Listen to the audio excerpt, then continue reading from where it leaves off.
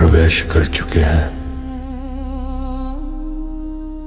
Hindi novel master की उस गुप्त दुनिया में,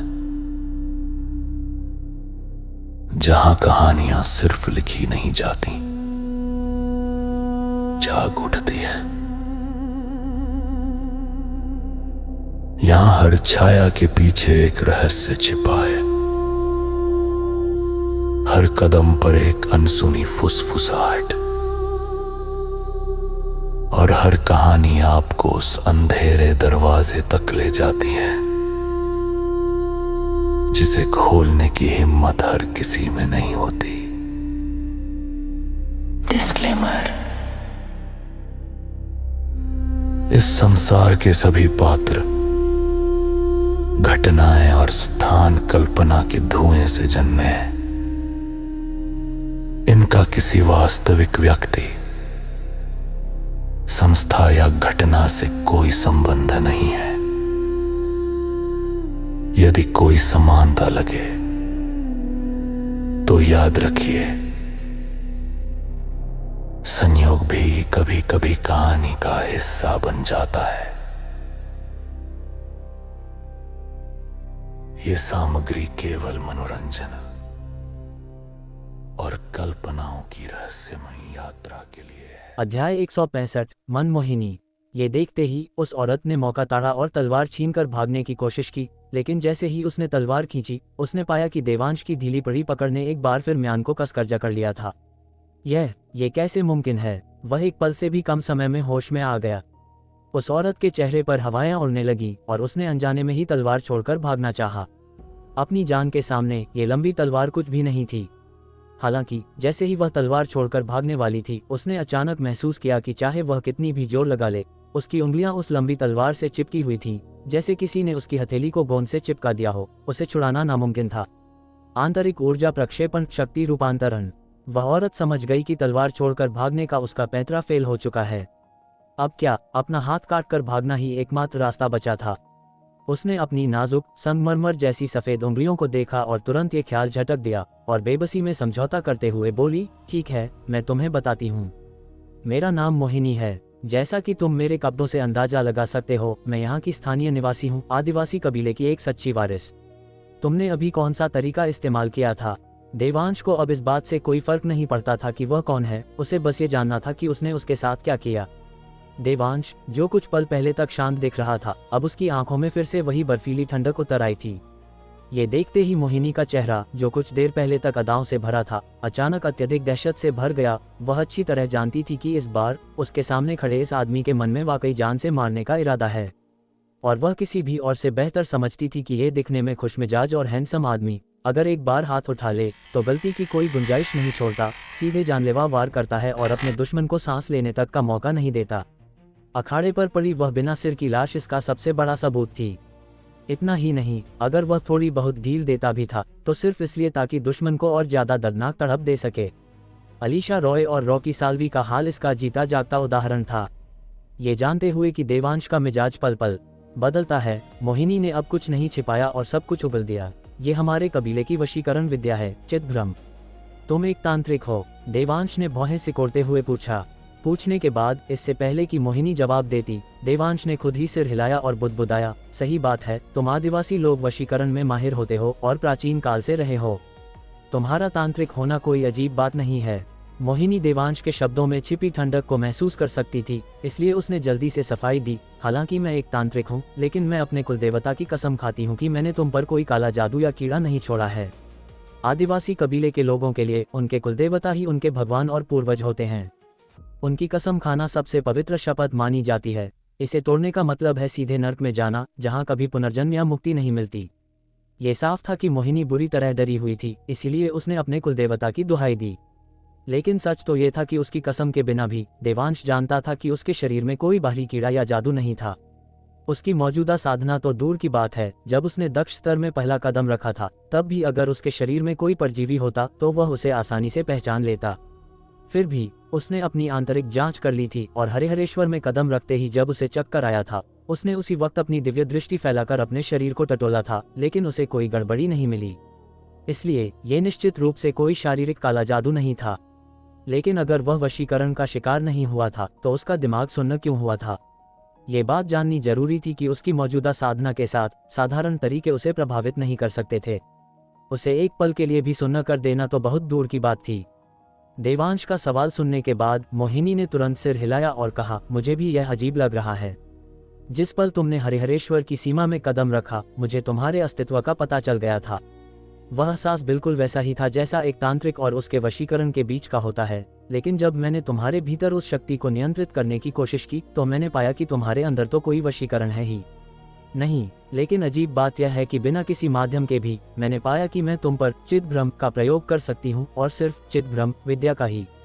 बस बात यह थी कि उस समय हम काफी दूर थे और मुझे नहीं पता था कि यह चित्तभ्रम तुम्हें सिर्फ एक पल के लिए ही सुन्न कर पाएगा, वरना मैं अभी तुम पर हमला करने की हिम्मत नहीं करती। अपनी दिव्य दृष्टि की बढ़ी हुई ताकत के साथ देवांश जान गया कि मोहिनी झूठ नहीं बोल रही है। इसलिए उसने लंबी तलवार छोड़ दी और मोहिनी को उसे लेने दिया। कोई माध्यम नहीं, फिर भी तुम मुझ पर अपनी विद्या का इस्तेमाल कर सकती हो। क्या तुमने पहले कभी ऐसी स्थिति का सामना किया है? देवांश ने अतीत में केवल साधना पर ध्यान दिया था और हालांकि वह इन विद्याओं को समझता था, लेकिन उसने उन पर ज्यादा शोध नहीं किया था, इसलिए वह इस स्थिति को आधा अधूरा ही समझ पा रहा था। लंबी तलवार वापस पाकर मोहिनी ने राहत की सांस ली। देवांश का सवाल सुनकर उसने अनजाने में ही फिर से सिर हिलाया और जवाब दिया, सामना करना तो दूर, मैंने इसके बारे में कभी सुना तक नहीं है। ये वाकई अजीब है। देवांश ने भौहें सिकुड़ी और एक पल के लिए सोचा, फिर दोबारा पूछा, क्या मेरे साथ इस स्थिति को सुझाने का कोई तरीका है? ये सुनकर मोहिनी के खूबसूरत चेहरे पर एक बेबसी छा गई। क्या तुम मुझे मुश्किल में नहीं डाल रहे हो? अगर तुम्हारे अंदर कोई काला जादू होता तो मुझे पता होता कि उसे कैसे हटाना है, लेकिन तुम्हारे पास कुछ है ही नहीं, तो मैं इसे कैसे सुलझाऊं? देवांश ने कुछ देर सोचा और उस पर दबाव नहीं डाला। इसके बजाय उसने पूछा, तुमने अभी मुझ पर हमला क्यों किया? क्या तुम्हारी पहचान किसी को पता नहीं चलनी चाहिए? ये औरत शुरू से ही अपनी पहचान बताने को तैयार नहीं थी, यहाँ तक कि उसने उस पर हमला तक कर दिया, जिससे पता चलता था कि वह अपनी पहचान को लेकर कितनी सतर्क थी। अगर उसकी दिव्य दृष्टि इतनी तेज न होती तो देवांश को शक होता कि उसने अभी उसे कोई झूठा नाम बताया है। मैं बिना इजाजत कबीले से भाग कर आई हूँ, इसलिए मैं पहले ही एक गलती कर चुकी हूँ, और चूंकि मैं छिप कर निकली हूँ, मैं लोगों को अपना असली चेहरा नहीं दिखा सकती। लेकिन तुमने जोर से चिल्लाकर मेरे मायाजाल को तोड़ दिया। यह एक बात है कि तुमने मेरा असली चेहरा देख लिया, लेकिन तुम्हारी साधना इतनी उच्च है। अगर मैंने तुम्हें कहीं नाराज कर दिया और तुम मुझे ढूंढने आ गए तो क्या मेरा गुनाह और नहीं बढ़ जाएगा? मोहिनी ने ईमानदारी से अपनी चिंताएं बता दी, जरा भी झूठ बोलने की हिम्मत नहीं की। उसने देवांश के तौर तरीकों को अच्छी तरह अनुभव किया था। उसके साथ ईमानदार रहना ही बेहतर था, वरना उसे पता भी नहीं चलता कि वह कब मर गई। और जो बात उसे सबसे ज्यादा परेशान कर रही थी वह ये थी कि उसका आकर्षण, जो हर किसी पर असर करता था, देवांश पर बिल्कुल बेअसर था। ये जानना जरूरी था कि अगर कोई साधारण इंसान होता या कोई आंतर शक्ति वाला मार्शल आर्टिस्ट भी होता तो इतने आकर्षण के संपर्क में आने के बाद वे निश्चित रूप से उसके बारे में गंदे विचार रखते और अपनी मनमर्जी करना चाहते। लेकिन वह एक भावनाहीन मशीन की तरह ठंडा था, जो बेहद निराशाजनक था। तो क्या उसका आकर्षण उस पर काम नहीं कर रहा था, या क्या महागुरु अब इतने ताकतवर हो गए थे? मोहिनी की सफाई सुनने के बाद देवांश ने धीरे धीरे उसके प्रति अपनी जानलेवा मंशा वापस ले ली और कुछ नहीं कहा, बल्कि दूर आसमान में गहराते अंधेरे को देखने लगा, ख्यालों में खोया हुआ। हालांकि मोहिनी का चित्तभ्रम उसे केवल अस्थायी रूप से सुन्न कर सकता था और लड़ाई में लगभग न के बराबर था, क्योंकि यह केवल क्षणिक था और उसके कार्यों को खास प्रभावित नहीं करेगा। फिर भी उसे थोड़ी बेचैनी महसूस हुई। सबसे अहम बात यह थी कि उसे लगा कि उसने कोई बहुत महत्वपूर्ण बात नजरअंदाज कर दी है, इसीलिए वह इस सुन्नपन के स्रोत को नहीं समझ पा रहा था। लेकिन वह महत्वपूर्ण बात क्या थी, इसका देवांश को फिलहाल कोई अंदाजा नहीं था। मोहिनी ने ख्यालों में खोए हुए देवांश के चेहरे को देखा, जो थोड़ी सिकुड़ी हुई भौहों के साथ अपनी गहरी आंखों से दूर देख रहा था। उसे नहीं पता था क्यों, लेकिन उसके दिल में एक अजीब सी टीस उठी। उसे लगा कि उसके सामने खड़ा यह आदमी 20-22 साल का लड़का नहीं, बल्कि एक ऐसा यात्री है जिसने अनगिनत वर्षों के उतार चढ़ाव देखे हैं, जो समय की धूल के बीच अकेला आगे बढ़ रहा है। उसके अंदर से एक विरोधाभासी एहसास आ रहा था, एक दुखद वीराने का और साथ ही एक शानदार भव्यता का, जिससे कोई भी खुद को अलग नहीं कर सकता था। बेशक ऐसा आदमी किसी भी औरत के सामने गजब का आकर्षण रखता होगा। बस अफसोस की बात यह थी कि उसने महागुरु जलभेदी के 2 शिष्यों को मारा था, जिसका मतलब था कि वह पहले से ही एक मुर्दा आदमी था। भले ही वह चाहती कि उनके बीच कुछ हो, लेकिन हालात अब इसकी इजाजत नहीं देते थे। उसने पहले अपनी पहचान इसलिए नहीं बताई थी क्योंकि उसे डर था कि अगर वह उसके साथ उलझी तो महागुरु जलभेदी को पता चल जाएगा और वह उससे बदला लेंगे। मेरी मौत से कोई फर्क नहीं पड़ता, लेकिन अगर मैंने कबीले के लोगों को इसमें फंसा दिया तो क्या मेरा पाप माफी के लायक बचेगा? बस कितना अफसोस है, इतना बेहतरीन आदमी, उसे मरना ही होगा। उफ, मन ही मन गहरी सांस लेते हुए और ये देखकर कि देवांश अभी भी सोच रहा है, मोहिनी खुद को पूछने से नहीं रोक पाए, क्या मैं अब जा सकती हूँ? अंधेरा होने वाला है और अगर मैं जल्दी नहीं निकली तो पहाड़ से नीचे उतरना मुश्किल हो जाएगा। अंधेरा होने पर पहाड़ से उतरना मुश्किल है, ये बेशक उसके जैसे तांत्रिक के लिए सिर्फ एक बहाना था, लेकिन उसे ऐसे ही बहाने की जरूरत थी, वरना वह खुलेआम पहाड़ से कैसे उतरती? क्या वह ये कहती कि वह उसके साथ फंसना नहीं चाहती, इसलिए उससे दूर जाना चाहती है? देवांश ने सिर हिलाया, उसके अनुरोध को ठुकराया नहीं, लेकिन उसके जाने से पहले देवांश ने एक और सवाल पूछा, अगर कोई साधारण इंसान इस चिदभ्रम का शिकार हो जाए तो क्या होता है? मोहिनी ने बिना सोचे जवाब दिया, तुम इस विद्या के नाम से ही समझ सकते हो, एक बार चिदभ्रम का शिकार होने पर इंसान को थोड़े समय के लिए मानसिक उलझन होती है, वह हकीकत और भ्रम में फर्क नहीं कर पाता, लेकिन ये ज्यादा देर तक नहीं रहता और वे जल्द ही सामान्य हो जाते हैं, जब तक कि तांत्रिक दोबारा मंत्र न फूंके। यह असल में एक बहुत ही बेकार विद्या है, लड़ाई में इसका कोई खास महत्व नहीं है, ये भागने के लिए समय निकालने में ज्यादा काम आती है। मोहिनी का जवाब सुनने के बाद देवांश थोड़ा निराश हुआ।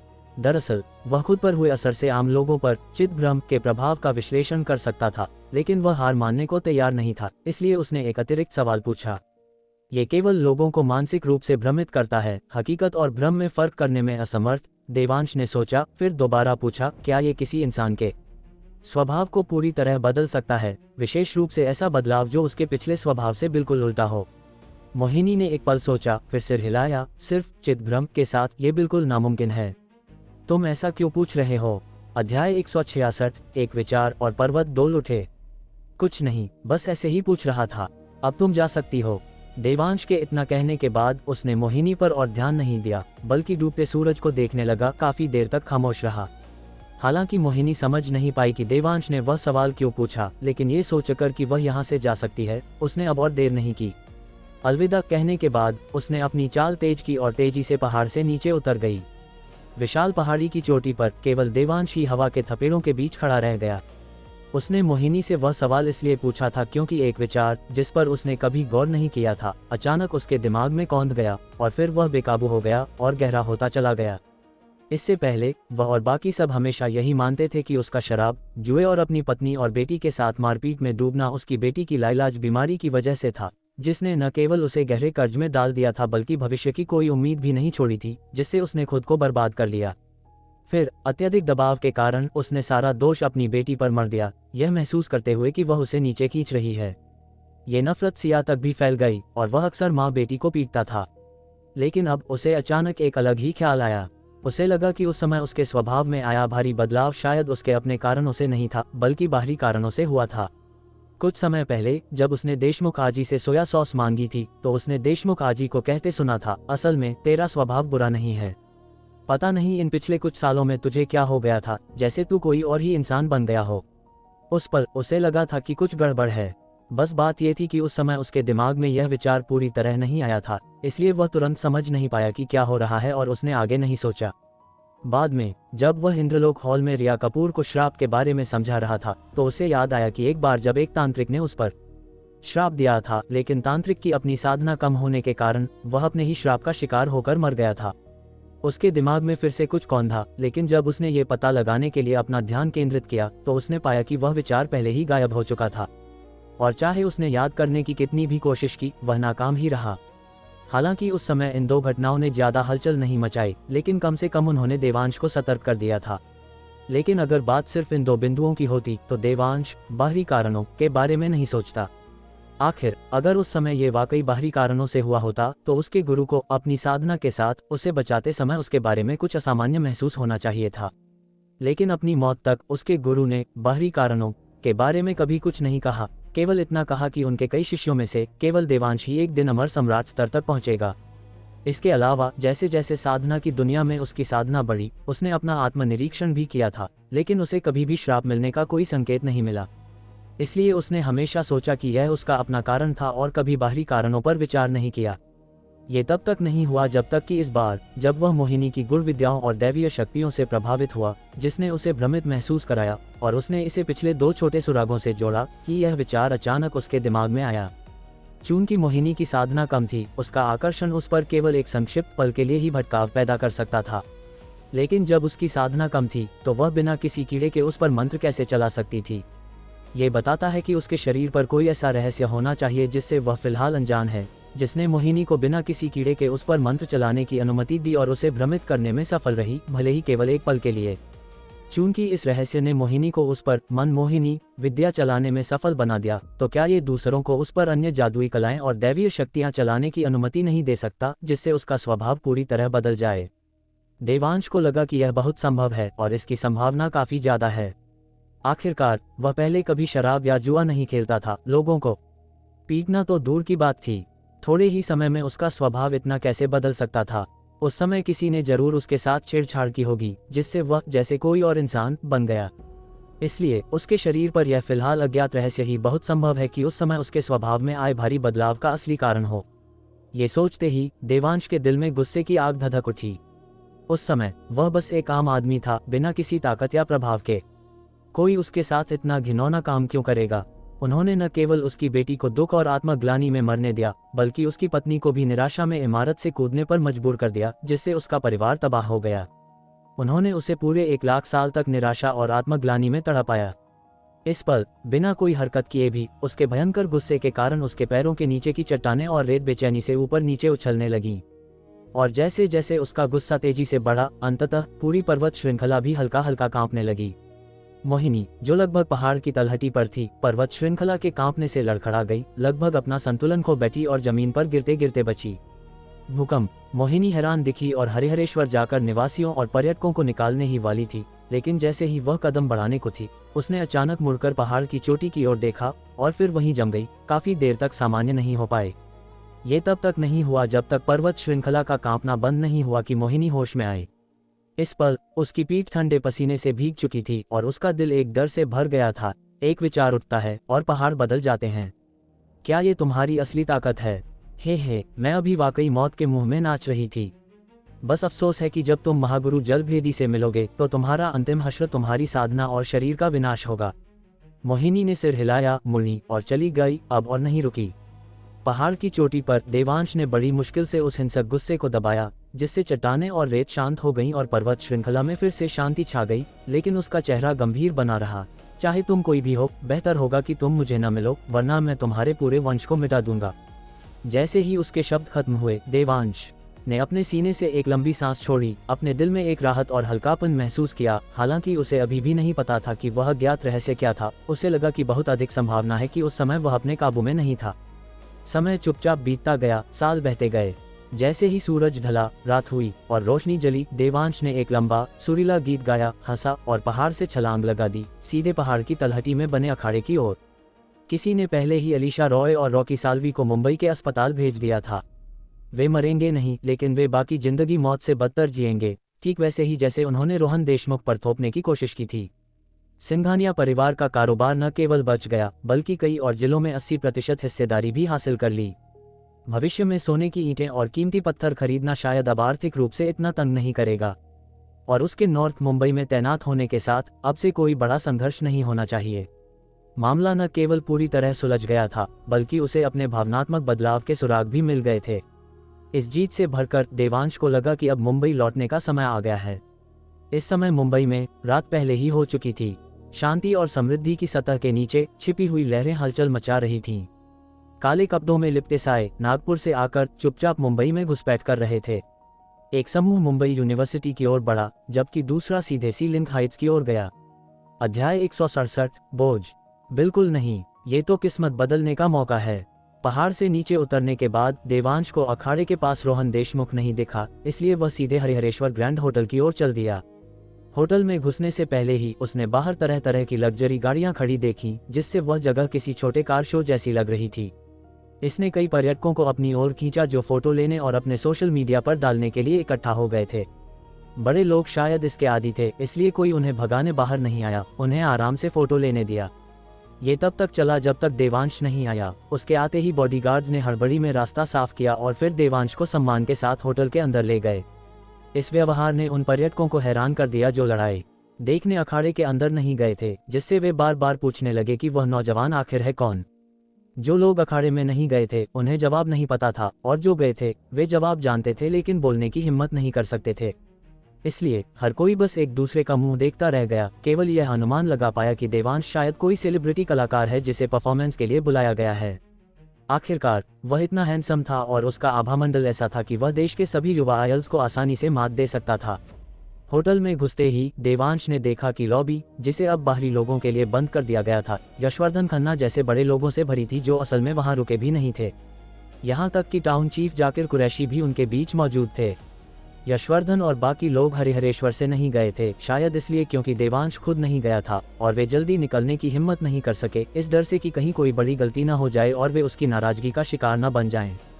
जहां तक जाकिर कुरैशी के वहां होने की बात थी, शायद उन्हें पता था कि वे जा रहे हैं और वे खास तौर पर उन्हें विदा करने आए थे। देवांश को थोड़ी हैरानी हुई कि रोहन देशमुख भी लॉबी में था। यशवर्धन और अन्य बड़े लोगों के साथ हंसी मजाक कर रहा था, जिसमें शर्म का कोई नामोनिशान नहीं था। ये देखकर देवांश काफी भावुक हो गया, ये सोचते हुए कि दुनिया देखने के बाद ये नौजवान अब काफी आत्मविश्वासी हो गया है। सबको मौजूद देखकर देवांश ने बातें बनाने में समय बर्बाद नहीं किया। उसने सीधे अपना हाथ आगे बढ़ाया और हवा में से एक ऊर्जा मणि की तस्वीर प्रकट कर दी। उन्हें निर्देश दिया कि वापस लौटने पर इस वस्तु पर खास ध्यान दें। उसने जोर देकर कहा कि इसकी प्राथमिकता किसी भी बेहतरीन रत्न से ऊपर है और अगर मिले तो हो सके तो इसे खरीद लें, अगर नहीं तो उसे तुरंत सूचित करें। हवा में से कुछ भी प्रकट करने की देवांश की क्षमता देखकर हर कोई फिर से सन्न रह गया, यह मानते हुए कि यह निस्संदेह किसी देवता का काम है। कौन सा साधारण मार्शल आर्टिस्ट ऐसा कारनामा कर सकता है। देवांश ऐसी चापलूसी का आदी हो चुका था, इसलिए जब उन्होंने ऊर्जा मणि का रूप याद कर लिया तो उसने उन्हें उनके अपने अपने इलाकों में वापस भेज दिया। जब वे जा रहे थे, देवांश ने साफ महसूस किया कि यशवर्धन, कियारा सिंघानिया और गगन वर्मा कुछ कहना चाहते थे, लेकिन चूंकि वे बोले नहीं, देवांश ने पूछने की जहमत नहीं उठाई। इसके बजाय उसने कियारा सिंघानिया से रोहन देशमुख को सोलापुर तक छोड़ने के लिए कहा। उसे विश्वास था कि जो कोई भी बेवकूफ नहीं है वह उसकी इस व्यवस्था का मतलब समझ जाएगा। रोहन के साथ उसके रिश्ते को देखते हुए कियारा रोहन से वो बातें कह सकती थी जो वह देवांश से सीधे कहने की हिम्मत नहीं कर सकती थी। इसकी कीमत ये थी कि जब रोहन सोलापुर की विभिन्न ताकतों को अपने अधीन कर रहा होगा तो कियारा को पूरी ताकत से उसकी मदद करनी होगी।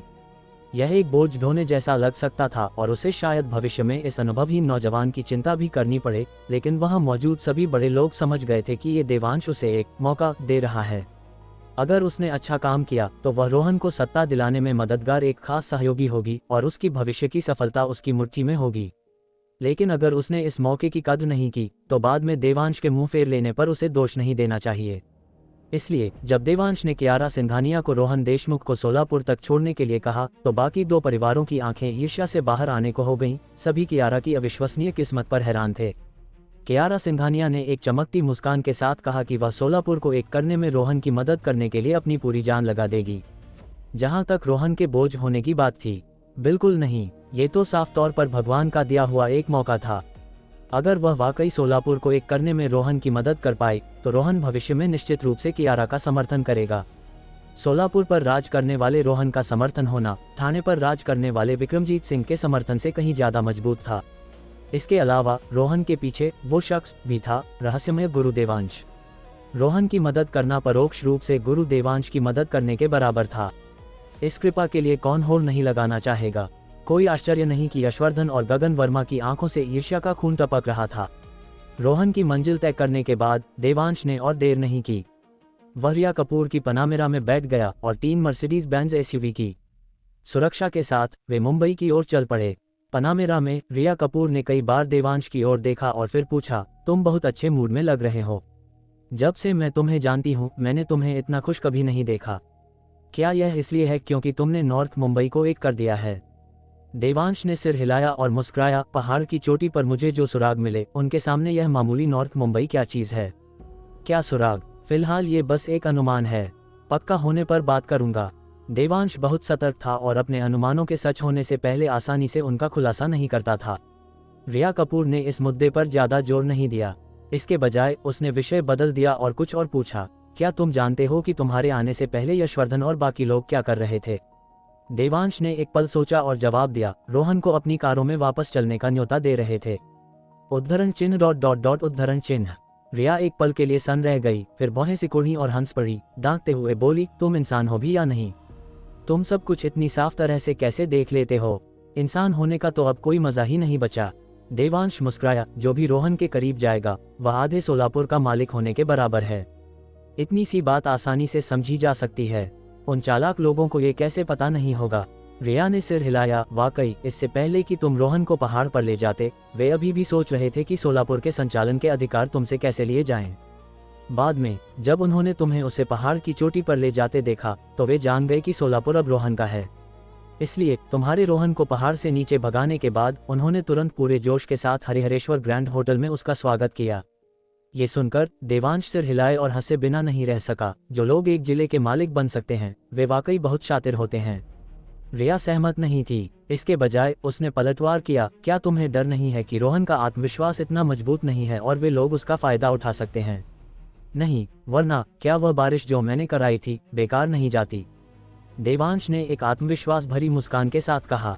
रिया पहले तो सन रह गई, फिर उसकी आंखें फटी रह गईं जब उसने हैरानी से पूछा, हरिहरेश्वर में अभी जो बारिश हुई थी वह तुमने कराई थी? देवांश मुस्कुराया, तुम्हें क्या लगता है? उद्धरण चिन्ह डॉट डॉट डॉट उद्धरण चिन्ह। रिया पूरी तरह सन थी, उसे सामान्य होने में काफी समय लगा, वह बस आदत से गाड़ी चला रही थी। काफी देर बाद आखिरकार वह सिर हिलाने और आह भरने से खुद को नहीं रोक पाई। तुम्हारे कारनामे अपनी आंखों से देखने के बाद भले ही यशवर्धन और बाकी लोग अपनी एड़ी चोटी का जोर लगा लें, वे रोहन के विश्वास को नहीं डिगा पाएंगे। लेकिन तुम बिजली और बारिश भी बुला सकते हो, तुम इंसान हो या भगवान। ये तो बस सती जादुई कलाएं और दैवीय शक्तियां हैं। असली सिद्ध पुरुष तो एक विचार से ही दिन रात और मौसम बदल सकते हैं। मेरा हुनर अभी उससे बहुत दूर है। देवांश को कोई घमंड नहीं था। आखिरकार जिसने विशाल पर्वत देखा हो वह छोटी पहाड़ी देखकर हैरान नहीं होता।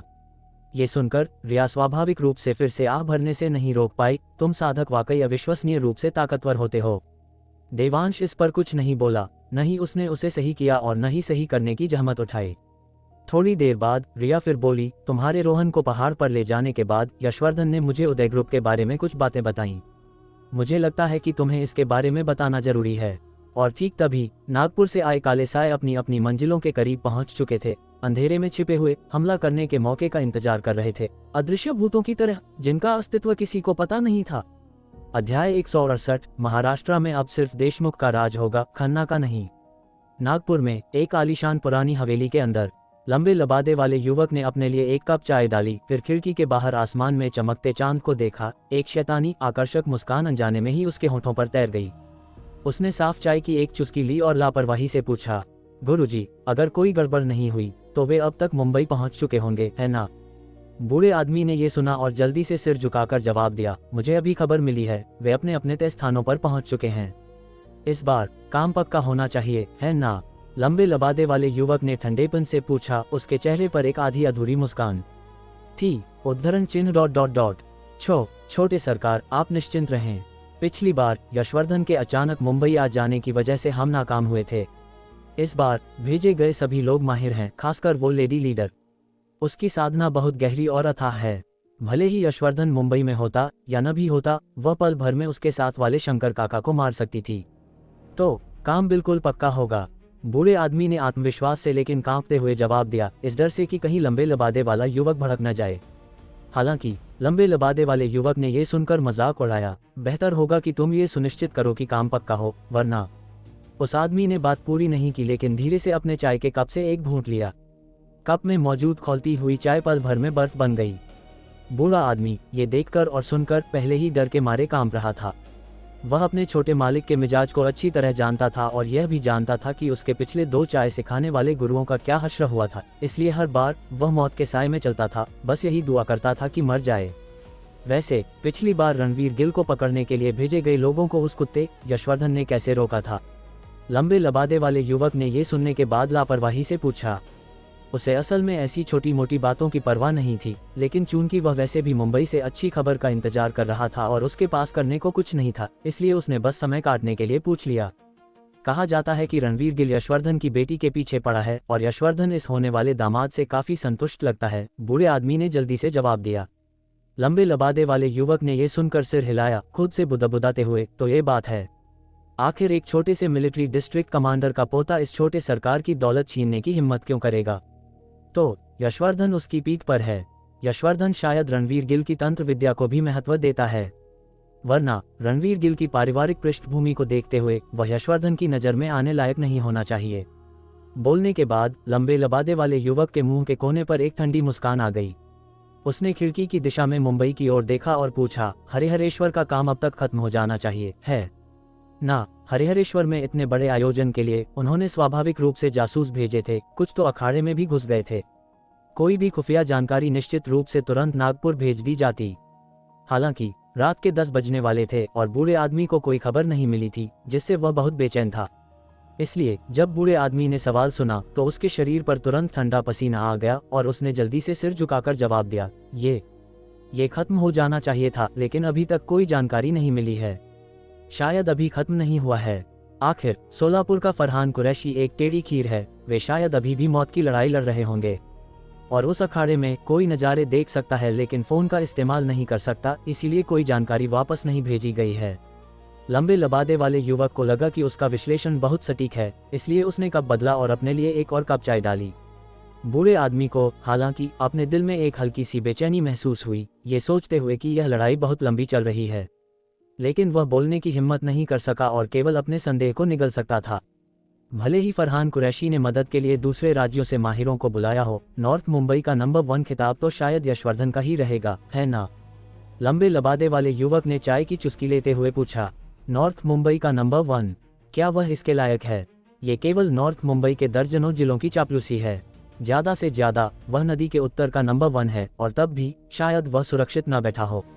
इस विशाल महाराष्ट्र में कौन नहीं जानता कि मालिक ही असली नंबर 1 है। लंबे लबादे वाला युवक बूढ़े आदमी के जवाब से बहुत संतुष्ट लग रहा था, लेकिन फिर भी उसने सिर हिलाया। बस अफसोस की बात है कि बाहरी दुनिया महाराष्ट्र में केवल नॉर्थ खन्ना साउथ देशमुख के बारे में जानती है, लेकिन वे यह नहीं जानते कि मेरा देशमुख परिवार हावी है। आखिरकार ऐसा इसलिए है क्योंकि मेरे पिता बहुत लो प्रोफाइल हैं, जबकि यशवर्धन इन पिछले कुछ सालों में काफ़ी चर्चा में रहा है। लेकिन आज रात के बाद दुनिया निश्चित रूप से महाराष्ट्र में केवल देशमुख को जानेगी और अब कोई खन्ना नहीं होगा। बोलने के बाद लंबे लबादे वाले युवक की आंखों से एक भयानक रोशनी निकली। कमरे में जो एयर कंडीशनिंग और हीटिंग से भरा था, तापमान अचानक गिर गया, जिससे बूढ़ा आदमी अनियंत्रित रूप से कांपने लगा। ये देखकर लंबे लबादे वाले युवक ने हंसते हुए उसे बेकार कुत्ता कहकर कोसा, फिर अपनी तेज नज़र वापस ली और खिड़की के बाहर चमकते चांद को देखने के लिए मुड़ा, खुद से बुदबुदाते हुए, यशवर्धन, ओ यशवर्धन, तुम्हें इस छोटे सरकार को निराश नहीं करना चाहिए। तुम्हें उस नॉर्थ मुंबई के नंबर 1 पद को मजबूती से पकड़ना होगा, वरना तुम्हारी बेटी और होने वाले दामाद को अगवा करने की मेरी सारी मेहनत बेकार नहीं चली जाएगी। उसने पहले उसकी बेटी पर हाथ नहीं डाला था, इसका कारण उस दिन का इंतजार करना था जब यशवर्धन नॉर्थ मुंबई को पूरी तरह से नियंत्रित कर लेगा, क्योंकि तब यशवर्धन को नियंत्रित करके वह पूरे नॉर्थ मुंबई को नियंत्रित कर लेगा। इस प्रकार एक स्थायी समाधान प्राप्त कर लेगा और एक एक करके जिलों को अपने अधीन करने की आवश्यकता से बच जाएगा। लंबे लबादे वाले युवक को कुछ याद आया और उसने पूछा, मैंने सुना है कि उसकी बेटी मुंबई यूनिवर्सिटी की सबसे खूबसूरत लड़की है। हाँ, वह एक सुंदरी है, रिया कपूर से कम नहीं, बस कुछ अदाओं की कमी है। एक कुंवारी जिसे किसी मर्द ने नहीं छुआ, स्वाभाविक रूप से कुछ स्वाद की कमी होती है। लंबे लबादे वाले युवक ने सिर हिलाया, फिर दोबारा पूछा, मैंने सुना है कि उस कुली की बीवी भी काफी खूबसूरत है। कहा जाता है कि वह रिया कपूर से कहीं आगे है। ओह, क्या वाकई वह रिया कपूर से भी आगे निकल सकती है? मुझे पहले क्यों नहीं बताया गया? बूढ़े आदमी की पीठ पर फिर से ठंडा पसीना आ गया। आखिरकार वह बस एक आम औरत है, कपूर परिवार का नाम नहीं है, इसलिए बहुत कम लोग ध्यान देते हैं। लंबे लबादे वाले युवक ने सिर हिलाया, साफ तौर पर इस सफाई से सहमत था। अगर वह वाकई रिया कपूर से कहीं आगे है, तो एक शादीशुदा औरत के रूप में वह मेरी साधना के लिए और भी उपयुक्त हो सकती है। इसके साथ लंबे लबादे वाले युवक की आंखें चमक उठी। सुबह होने से पहले चाहे तुम कोई भी तरीका अपनाओ, मुझे वह कुली की बीवी मेरे बिस्तर के पास चाहिए, वरना अपना सिर लेकर आना।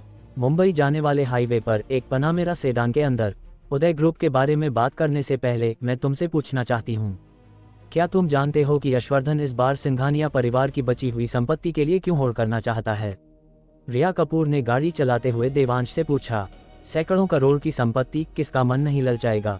देवांश ने पलटवार किया। रिया कपूर ने हालांकि सिर हिलाया। तुम भी जानते हो कि सैकड़ों करोड़ की संपत्ति किसी को भी ललचाती है, तो मेरा कपूर परिवार केक का इतना बड़ा टुकड़ा छोड़ने को कैसे तैयार हो सकता है। उस समय यह अनिवार्य रूप से मौत की लड़ाई होगी। अगर यशवर्धन सिंघानिया परिवार की संपत्ति को छूने की हिम्मत करता है तो यह मेरे कपूर परिवार के साथ युद्ध करने के बराबर है। लेकिन वह इतनी दूर नागपुर में है, क्या उसे रसद और मदद की कमी का डर नहीं है? अगर तुम अखाड़े का मैच हार गई तो क्या तुम फिर भी गंदे हथकंडे अपना सकती हो? देवांश ने मुस्कुराते हुए पूछा। महाराष्ट्र के भीतर मेरा कपूर परिवार दूसरों को कैसे सांस लेने दे सकता है? रिया कपूर ने अहंकार के साथ कहा, अगर मैं वाकई मुसीबत खड़ी करना चाहती तो क्या होता अगर मैं अखाड़े का मैच हार जाती? इतनी दूरी के साथ उसका खन्ना परिवार मेरे कपूर परिवार को रोकने के लिए कितनी ताकत लगा सकता है? वाकई अगर कपूर परिवार के पास देवांश जैसा समर्थक नहीं होता तो भी खन्ना परिवार को मुंबई में अपनी पहुंच बनाने के लिए बहुत पापड़ बेलने पड़ते।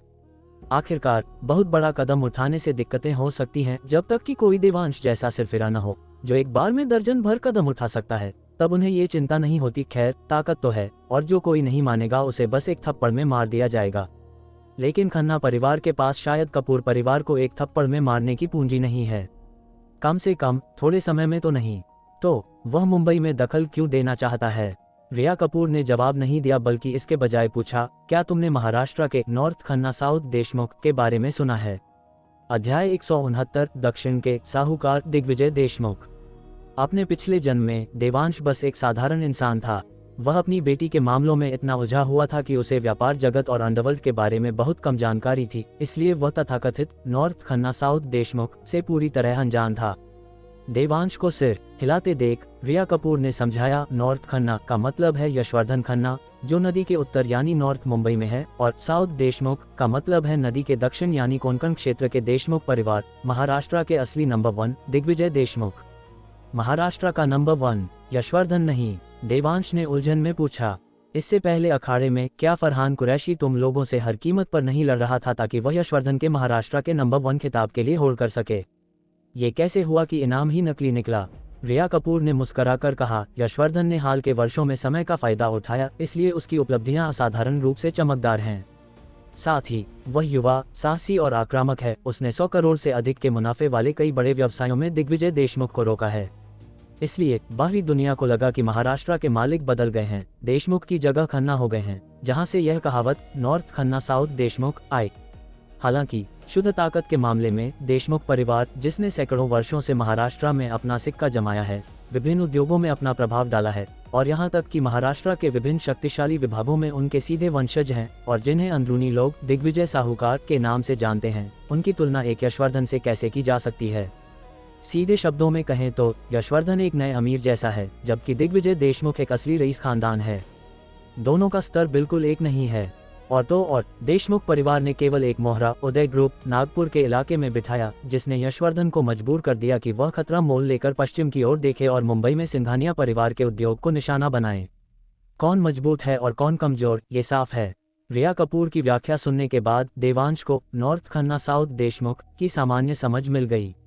उसे जिसकी उम्मीद नहीं थी वह ये था कि कोंकण का देशमुख परिवार इतना प्रमुख था, यहाँ तक कि उनका खिताब दिग्विजय साहूकार था। एक आम इंसान के लिए ये वाकई अथाह रेसी थी। इसमें कोई आश्चर्य नहीं कि एक अकेला उदय ग्रुप यशवर्धन की नाक के नीचे बढ़ सका, न केवल यशवर्धन द्वारा उखाड़े बिना बल्कि उल्टा यशवर्धन नॉर्थ मुंबई के इस बाहुबली को अपना आपा खोने पर मजबूर कर दिया।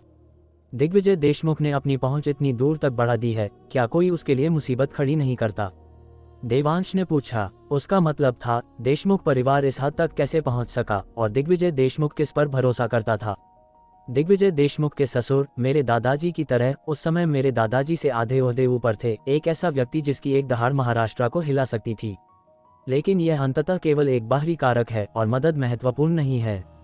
सबसे महत्वपूर्ण बात यह है कि देशमुख परिवार पीढ़ियों से मार्शल आर्ट का अभ्यास करता आ रहा है और परिवार का हर मुखिया पूर्ण अंतरशक्ति का मास्टर रहा है। दिग्विजय देशमुख की पीढ़ी तक कहा जाता है कि वह पूर्ण अंतरशक्ति की चरम सीमा तक पहुंच गया है, इसलिए महाराष्ट्र के भीतर कोई भी उसकी ताकत को चुनौती देने की हिम्मत नहीं करता, रिया कपूर ने समझाया। ये सुनकर देवांश ने सिर हिलाया। एक मार्शल आर्ट्स परिवार जिसकी अध्यक्षता एक पूर्ण अंतरशक्ति का मास्टर कर रहा है, ये पूरी तरह समझ में आता है। बोलने के बाद देवांश को कुछ याद आया और उसने दोबारा पूछा, क्या यशवर्धन के पास वाला वो बूढ़ा भी पूर्ण अंतर शक्ति का है? रिया कपूर ने कहा, यशवर्धन ने मुझे अभी इसके बारे में बताया। शंकर काका ने एक बार दिग्विजय देशमुख के साथ मुकाबला किया था और 3 चालों में हार गए थे। साथ ही उन्हें ऐसी आंतरिक चोटें आई जो आज तक ठीक नहीं हुई हैं। इसीलिए यशवर्धन उदय ग्रुप के खिलाफ जल्दबाजी में कोई कदम उठाने की हिम्मत नहीं करता। और रिया रुकी, फिर जारी रखा, यशवर्धन के खुद के अनुसार उदय ग्रुप थोड़ा अजीब है। सतह पर यह बहुत कुछ नहीं दिखाता, लेकिन इसकी किस्मत अविश्वसनीय रूप से अच्छी है। हर बार जब कोई नाजुक पल आता है तो ये हमेशा यशवर्धन को झटका देने में कामयाब होता है, जिससे उसका सारा शुरुआती निवेश बेकार हो जाता है और वह केवल उन्हें मजबूत होते हुए देख सकता है।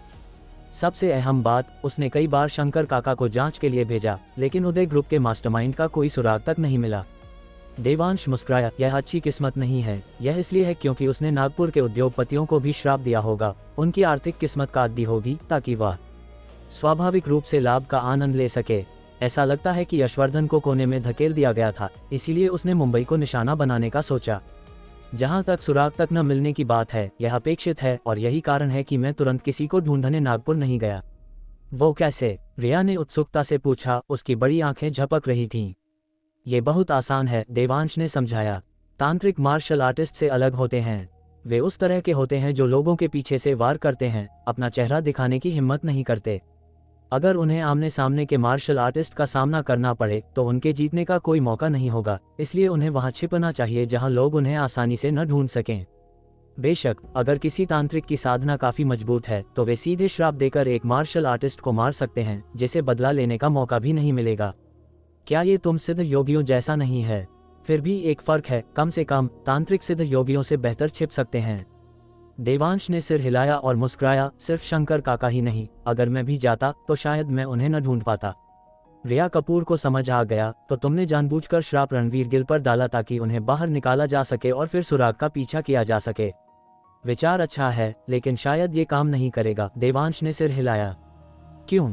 यशवर्धन और उसके लोग बेवकूफ नहीं हैं। उन्होंने इस तरीके के बारे में सोचा होगा, लेकिन ये काम नहीं किया। इसलिए जब उन्हें पता चला कि रणवीर गिल के पीछे कोई लगा है तो उनकी पसंद उसे सीधे मारना था, बजाय इसके कि पीछे लगे जासूस को जाने दिया जाए। रिया कपूर ने पहले यशवर्धन और उसके लोगों को बिना दिमाग के पहलवान होने के लिए कोसा था, जिन्होंने देवांश की योजना को बर्बाद कर दिया। अब देवांश को समझाते हुए सुनकर वह इसमें शामिल पेचीदगियों को समझ गई। वैसे चूंकि महाराष्ट्र के भीतर कोई भी दिग्विजय देशमुख का मुकाबला करने की हिम्मत नहीं करता, तो वह नॉर्थ मुंबई जाकर वहां के दर्जनों जिलों को एक क्यों नहीं कर लेता। एक छोटा सा उदय ग्रुप शायद नॉर्थ मुंबई को एक नहीं कर सकता, है ना? देवांश पिछले विषय पर लौट आया। ये सुनकर रिया कपूर ने भौहें सिकुड़ी। यही बात है जिसके बारे में यशवर्धन चाहता था कि मैं तुम्हें याद दिलाऊं। पहले नॉर्थ मुंबई को बिखरी हुई रेत कहा जा सकता था, जहां हर कोई अपनी मनमर्जी चलाता था, जिससे दिग्विजय देशमुख को कोई खतरा नहीं था। देशमुख परिवार के लिए ये सब फायदे का था और कोई नुकसान नहीं, इसलिए नॉर्थ मुंबई को एक करने के लिए मेहनत और लागत लगाने की कोई जरूरत नहीं थी। लेकिन अब बात अलग है।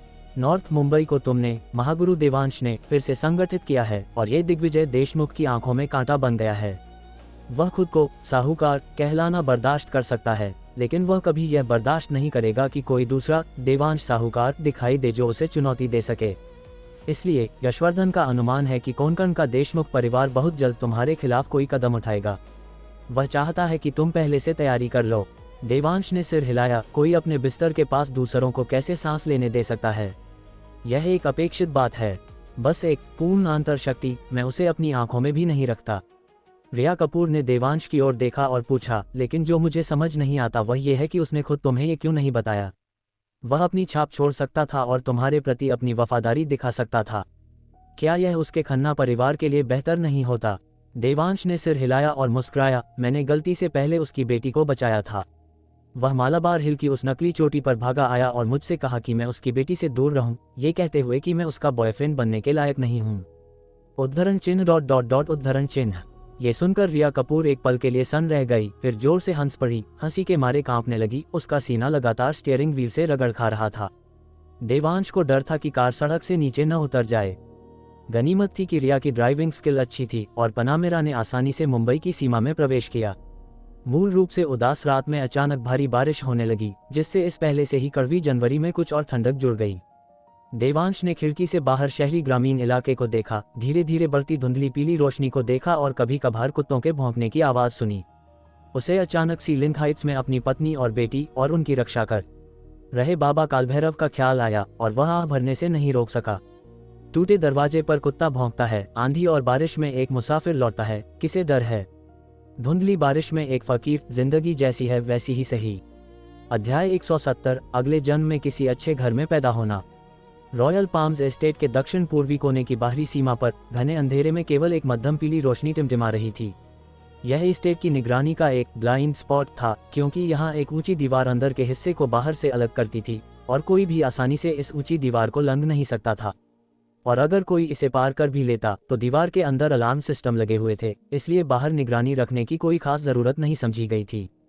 ठीक इसी वजह से यह इलाका कई अपराधियों और बेघर लोगों के लिए जन्नत बन गया था। लेकिन ऐसा सिर्फ तब होता था जब बारिश न हो रही हो। इस तरह की भयानक मूसलाधार बारिश में यह इलाका, जहां सिर छुपाने की कोई जगह नहीं थी, एक ऐसी जगह बन जाता था जहां भूत भी आना पसंद न करें। फिर भी ठीक इसी पल रात के अंधेरे कपड़ों में लिपटे कुछ साए खामोशी से उस ऊंची दीवार के बाहर आ पहुंचे। वे यहीं से घुसपैठ करके एस्टेट में दाखिल होने की तैयारी कर रहे थे। एस्टेट का पूरा चक्कर लगाने के बाद उन्होंने यही सबसे सही जगह चुनी थी। याद रखना, हमारा लक्ष्य सिया और उसकी बेटी हैं। अभी खबर मिली है कि अगर हम उन्हें वापस नहीं ले जा पाए तो हम सबको अपना सिर काटकर छोटे मालिक के कदमों में रखना होगा। 7-8 लोगों के उस गिरोह का लीडर, वह शख्स दबी आवाज में बोला। बॉस, बस एक पोटे की बीवी बच्ची ही तो है, क्या वाकई हमें इतने सारे लोगों की जरूरत है? आप लोग बाहर इंतजार करो, मैं अंदर जाकर अकेले ही काम तमाम कर दूंगा, एक गंजे आदमी ने अपने चमकदार सिर पर हाथ फेरते हुए बेहद आत्मविश्वास के साथ कहा। लापरवाही मत करो, क्या तुमने मेन गेट के बाहर कारों में छिपे उन अंगरक्षकों को नहीं देखा? वे साफ तौर पर सिया की सुरक्षा के लिए यहाँ हैं। हालांकि मुझे नहीं पता कि कपूर परिवार ऐसा क्यों कर रहा है, लेकिन हमें बिल्कुल भी ढील नहीं देनी है। फुर्ती से काम लो। उस शख्स के इतना कहते ही उसने इशारा किया और बाकी लोग तुरंत समझ गए, दीवार फांदने के लिए तैयार हो गए। लेकिन तभी उस शख्स ने अचानक मुट्ठी भींची, उन्हें रुकने का इशारा किया और फुसफुसाते हुए चेतावनी दी, रुको, वहां कोई है। ये सुनते ही सबने जल्दी से अपनी आंखें सिकुड़ी और उस दिशा में देखा जहां वह शख्स इशारा कर रहा था। वह ऊंची दीवार के नीचे एक कोने की ओर इशारा कर रहा था, जहां एक दुबला पतला टाट का चोंगा ओढ़े आदमी सिमटा बैठा था, ठंड और बारिश में थर-थर कांप रहा था। जरूर कोई बेघर भिखारी होगा। क्या हम? उस घमंडी गंजे आदमी ने अपनी गर्दन पर अंगूठा फेरते हुए इशारा किया। रिस्क नहीं ले सकते, किस्सा खत्म करो। लीडर ने सिर हिलाया और बिना किसी हिचकिचाहट के फैसला सुना दिया। ये सुनते ही गंजा आदमी तुरंत दीवार के कोने की ओर बढ़ा, अपने कपड़ों से खंजर निकाला और एक ही जानलेवा वार में उसका काम तमाम करने का इरादा कर लिया। बाकी गिरोह दीवार के पास खड़ा बारिश में भीगता रहा, अपने साथी की विजयी वापसी का इंतजार करते हुए।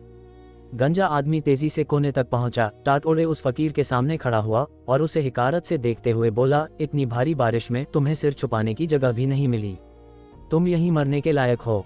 इतना कहने के बाद गंजे ने बिना किसी झिझक के अपने बाएं हाथ से उस फकीर का सिर दबाया और दायां हाथ सीधे उसके सीने में घोंप दिया, बड़बड़ाते हुए, यह मेरी तरफ से तुम्हें मुक्ति है, अगले जन्म में किसी अच्छे घर में पैदा होना। बोलते हुए उसने अनजाने में खंजर को और गहरा धंसाया और उसे दाएं बाएं घुमाया, जैसे उसे शक हो कि पिछला वार काफी नहीं था। इसी पल रात के आसमान में बिजली कौंधी और उस पल भर की रोशनी में गंजा आदमी अपने सामने का नजारा देखकर सन रह गया। उसके हाथ से खंजर लगभग छूटने ही वाला था। उसने देखा कि जिस टाट वाले आदमी को उसने खंजर मारा था, उसके चेहरे पर एक अजीब सी मुस्कान थी, जैसे कि वह इस जानलेवा वार का मजा ले रहा हो। ये कैसे मुमकिन था? सीने में खंजर धंसा हो तो उस भयानक दर्द और घुटन से किसी का भी चेहरा बुरी तरह बिगड़ जाना चाहिए, भले ही वह तुरंत मर जाए, लेकिन उसके चेहरे पर मुस्कान तो बिल्कुल नहीं हो सकती। क्या उसे वहम हो रहा था? तभी बादलों की गड़गड़ाहट हुई और फिर से बिजली चमकी। इस रोशनी में गंजे आदमी ने साफ देखा कि उस टाट वाले आदमी के चेहरे पर वाकई एक मुस्कान थी। हालांकि गंजा इस समय बुरी तरह डर गया था, लेकिन आखिर वह एक मार्शल आर्टिस्ट था, इसलिए उसने जल्दी से खुद को संभाला और खंजर बाहर खींचकर उस आदमी का गला रेतने की तैयारी की। जैसे ही उसने खंजर उठाया, वार करने के लिए तैयार हुआ, उस मध्यम पीली रोशनी के नीचे गंजे आदमी ने फिर से एक दिल दहला देने वाला नजारा देखा। वह बेहद धारदार खंजर बिना किसी चेतावनी के अचानक मुड़ गया था।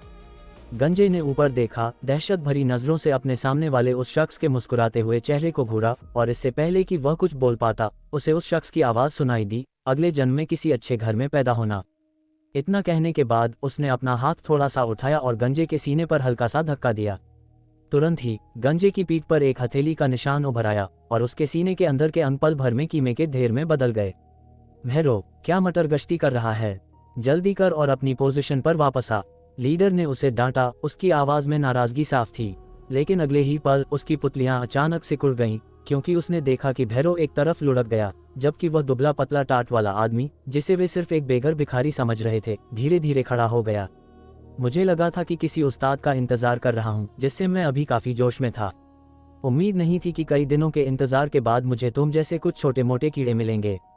कितना नीरस मजाक है, टाट वाले आदमी ने अंगड़ाई ली। उसके सिर से पैर तक निडरता झलक रही थी।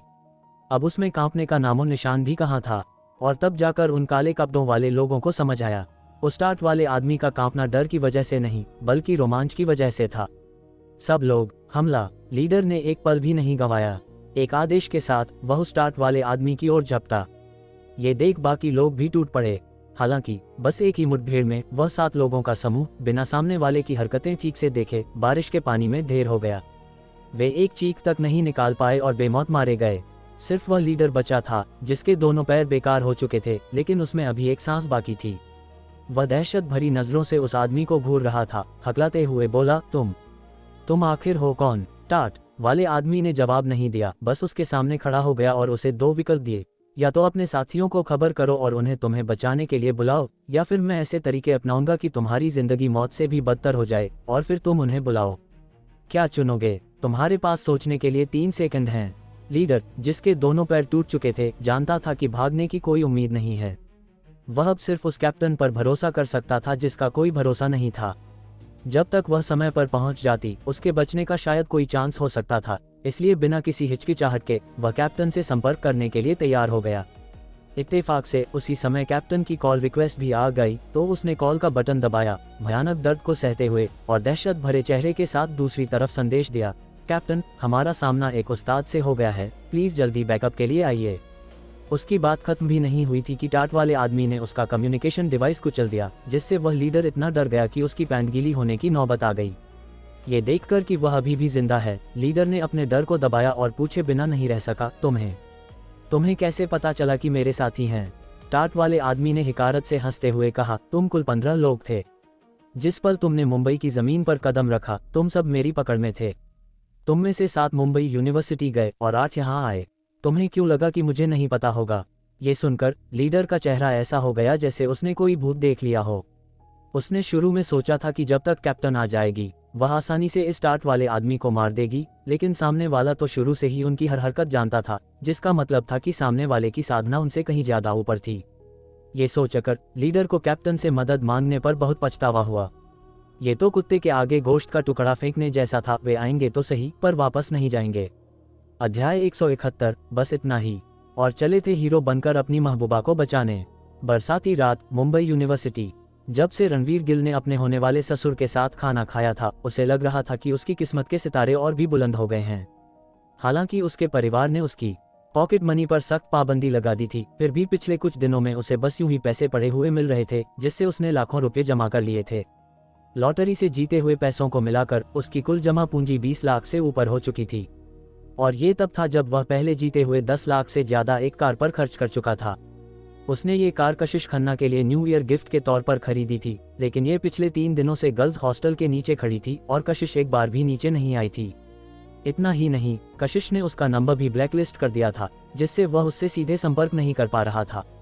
वह बस हॉस्टल की दूसरी लड़कियों के जरिए लगातार पैगाम भिजवा रहा था, लेकिन चाहे उसने कितने भी संदेश भेजे हों, वे सब समुद्र में फेंके गए पत्थर की तरह गायब हो गए, कोई जवाब नहीं आया। हालांकि उसके पास कशिश की रूममेट सोनिया का नंबर था, लेकिन चाहे वह कितने भी कॉल या मैसेज करे, वह न जवाब देती और न ही रिप्लाई करती, जिससे रणवीर काफी परेशान था। हद तो तब हो गई जब वे नीचे मिलते तो सोनिया उसकी तरफ देखे बिना ही तेजी से निकल जाती, जिससे वह शर्मिंदा और बेबस महसूस करता। उसने सोचा था कि ससुर जी के सपोर्ट के साथ और लोहा गर्म देखकर चोट मारने से वह कशिश को जरूर मना लेगा। फिर न्यू ईयर की छुट्टियों के खत्म होने से पहले वह उसे ड्राइव पर ले जाएगा और फिर किसी शांत जगह पर उसे पूरी तरह से इम्प्रेस कर देगा, उसे एक स्काउट के तौर पर अपनी पुश अप स्किल्स दिखाएगा। लेकिन उसे यह उम्मीद बिल्कुल नहीं थी कि 3 दिन बीत जाने के बाद भी उसे कशिश की एक झलक तक नहीं मिलेगी। मिट्टी की मूरत को भी गुस्सा आ जाता है, फिर रणवीर गिल तो ठहरा एक बिगड़ेल नवाब। ऊपर से मूसलाधार बारिश हो रही थी और हॉस्टल के नीचे का इलाका पहले ही सुनसान पड़ा था, इसलिए रणवीर ने अब सच्चे प्यार का नाटक करना छोड़ दिया। वह अपनी कार में बैठा, जाने के लिए तैयार, लेकिन तभी उसने अचानक देखा कि दो साए हॉस्टल से बाहर निकले, एक बेहोश लड़की को अपने बीच में उठाए हुए। इतनी भारी बारिश में भी उसने तुरंत पहचान लिया कि वह लड़की कशिश खन्ना थी, जिसके लिए वह दिन रात तड़प रहा था। क्या कशिश बीमार है और बेहोश हो गई? रणवीर का पहला ख्याल यही था, लेकिन उसे जल्दी ही एहसास हो गया कि कुछ गड़बड़ है, दाल में कुछ काला है। अपनी जासूसी की सूझबूझ पर भरोसा करते हुए रणवीर ने कोई हिचकिचाहट नहीं दिखाई। भारी बारिश की परवाह किए बिना वह कार से बाहर कूदा और चोरी छिपे उनका पीछा करने लगा। उन दो सायों को कशिश को एक सुनसान इलाके की तरफ ले जाते देख रणवीर समझ गया कि यह पक्का किडनैपिंग का मामला है। लेकिन इससे रणवीर डरा नहीं, बल्कि वह बेहद रोमांचित हो गया। उसकी नज़र में ये तकदीर का लिखा हुआ एक हीरो द्वारा अपनी महबूबा को बचाने वाला सीन था, जो खास उसके लिए बनाया गया था। ये जानते हुए कि मैं कितना काबिल हूँ, फिर भी मुझे जलवा दिखाने का मौका दे रहे हैं। ये तो कशिश को थाली में परोसकर मेरे बिस्तर पर भेजने जैसा है न। पैसे मिलना एक बात है, लेकिन मेरी लव लाइफ की मुश्किलें भी इतनी आसानी से सुलझ रही हैं। मेरी किस्मत आजकल कुछ ज्यादा ही मेहरबान नहीं है। बस तुम दो छोटे मोटे चोरों के लिए अफसोस है। हालांकि तुम औरतें हो, लेकिन मेरी खुशियों की खातिर मुझे तुम्हें अधमरा करना ही पड़ेगा, वरना मैं अपनी मर्दानगी कैसे साबित करूंगा। रणवीर उनका पीछा कर रहा था, मन ही मन अपनी चालें चल रहा था। उसका उतावलापन उसके जोश पर भारी पड़ रहा था। उसने उनका पीछा कॉलेज की दीवार तक किया। रणवीर को लगा कि अब सही मौका है और वह किसी मसीहा की तरह सामने आने ही वाला था कि तभी वे दोनों पहले ही रुक गए, मुड़े और सीधे रणवीर की ओर देखा। पकड़ा गया। रणवीर का दिल जोर से धड़का और उसके माथे पर शिकन आ गई। इतनी भारी बारिश और जासूसी और ट्रैकिंग में उसकी महारत के बावजूद उसे ढूंढना बेहद मुश्किल होना चाहिए था। सामने वाले ने उसे कैसे देख लिया? शायद बस इत्तेफाक हो, रणवीर ने मन ही मन सोचा। फिर उस बड़े पेड़ के पीछे छिपा रहा और इंतजार करने की योजना बनाई। जब तुम यहाँ तक पीछा करते हुए आ ही गए हो, तो अब सामने क्यों नहीं आते? अंधेरे में आगे से एक औरत की सर्द आवाज आई। रणवीर समझ गया कि उसकी पोल खुल चुकी है, लेकिन जो बात उसे समझ नहीं आ रही थी वो ये कि इतने अच्छे ट्रैकिंग हालात के बावजूद वह पकड़ा कैसे गया।